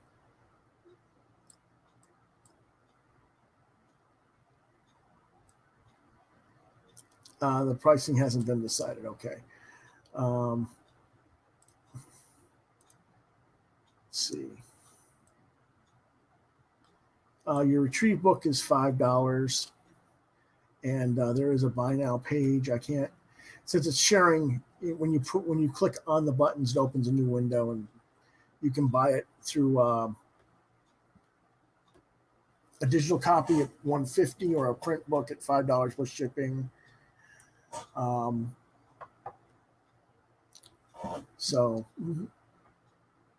cool stuff there. Same thing with Albino Zulu, I probably imagine. The book for Albino Zulu is only $3 plus shipping for a printed version. So, they're still doing building that up. So.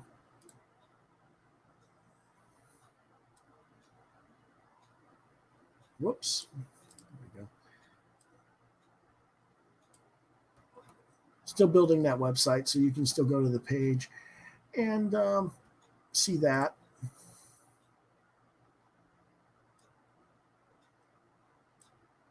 And I'm going to do a quick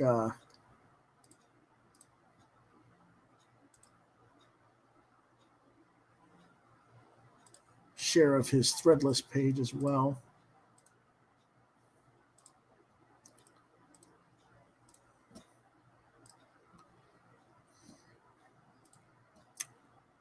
These are images that you can buy for T-shirts or prints. There's the Questbound piece that he sent, that print that I showed you a little bit earlier. I'll show you again here in a moment. This print that you can get that from his shop there, and that's.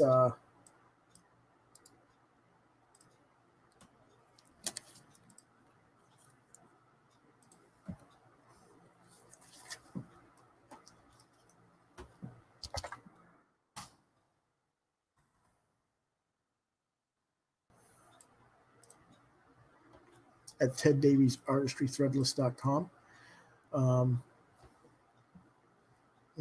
Of course, he signed it the Journey on the bottom, but they say Questbound, so whichever way, doesn't matter. You're gonna still get it. Coolness, nice print for what it is. I don't know. So you can get prints.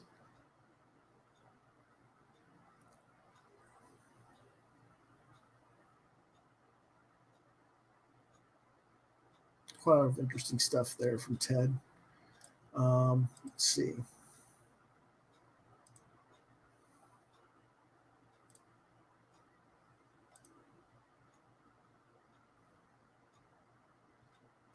And so you can get them on different color T-shirts and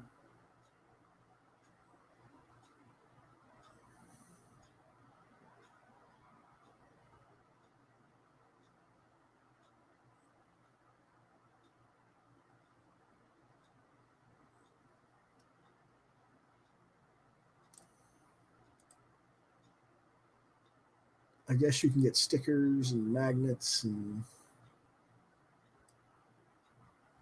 stuff like that as well. So pretty cool. And again, that's at teddaviesartistry.threadless.com. So, lots of cool stuff to look at this week. And we'll come back next week and review the Albino Zulu book, Antihero, and Plunge number 3. And we'll also review some other stuff as well. I don't know what all is coming in from Diamond next week because, well, to be honest with you,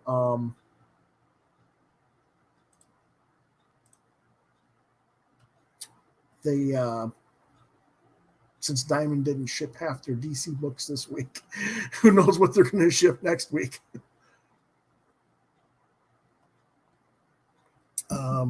But like I said, don't call it a comeback yet until we're all involved and we're all up to speed and doing things right, which Diamond's not going to do anyway. So,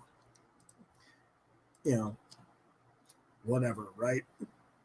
But that having been said, let's go ahead and call it a night, folks. And, before we close out, I'm going to do my usual thing. And, let you guys know, as usual, this was in accordance with the COPPA regulations and was intended for 16 and up. And it's rated TV 16 and up. Content is intended to be addressing adults to inform them of content for research and consumers. In other words, parents, grandparents, aunts, uncles, teachers, librarians, and assorted other characters. I don't know how much swearing I did this particular episode. Tried not to, but I usually get a little bit rowdy when I'm by myself. But, if you want to reach me, you can reach me on Facebook at lewis.brightraven, at deviantart.com/brightraven, here at YouTube on Quoth the Raven, Lewis Brightraven. If you want to email me, the best address to get me is quoththeravenlbr72@gmail.com, or if you must, you can get me at lewisbrightraven@yahoo.com. The podcast airs normally on Thursdays at 9 p.m. Eastern Standard Time.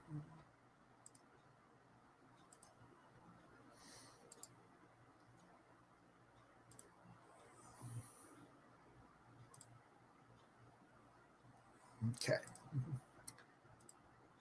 Whoops. Sorry about that. We're just doing our final things. Any final thoughts from our viewers tonight before I sign off?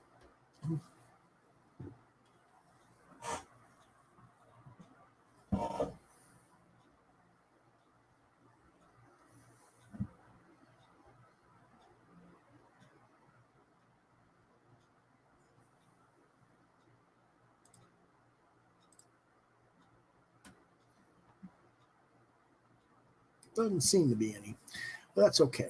I want to thank you all for watching, and we will see you next week. Be sure to hit the like button or your subscribe button if you haven't subscribed to the channel. I'll try to be back on later this weekend. Don't know yet. I don't know if I'm going to probably save those book reviews for next week, but we'll probably we're going to see what we can do about having a live draw event this weekend if possible. And I'm going to see what I can do about getting some more guests for next week, okay? So, again, thanks for watching, and we will see you next time.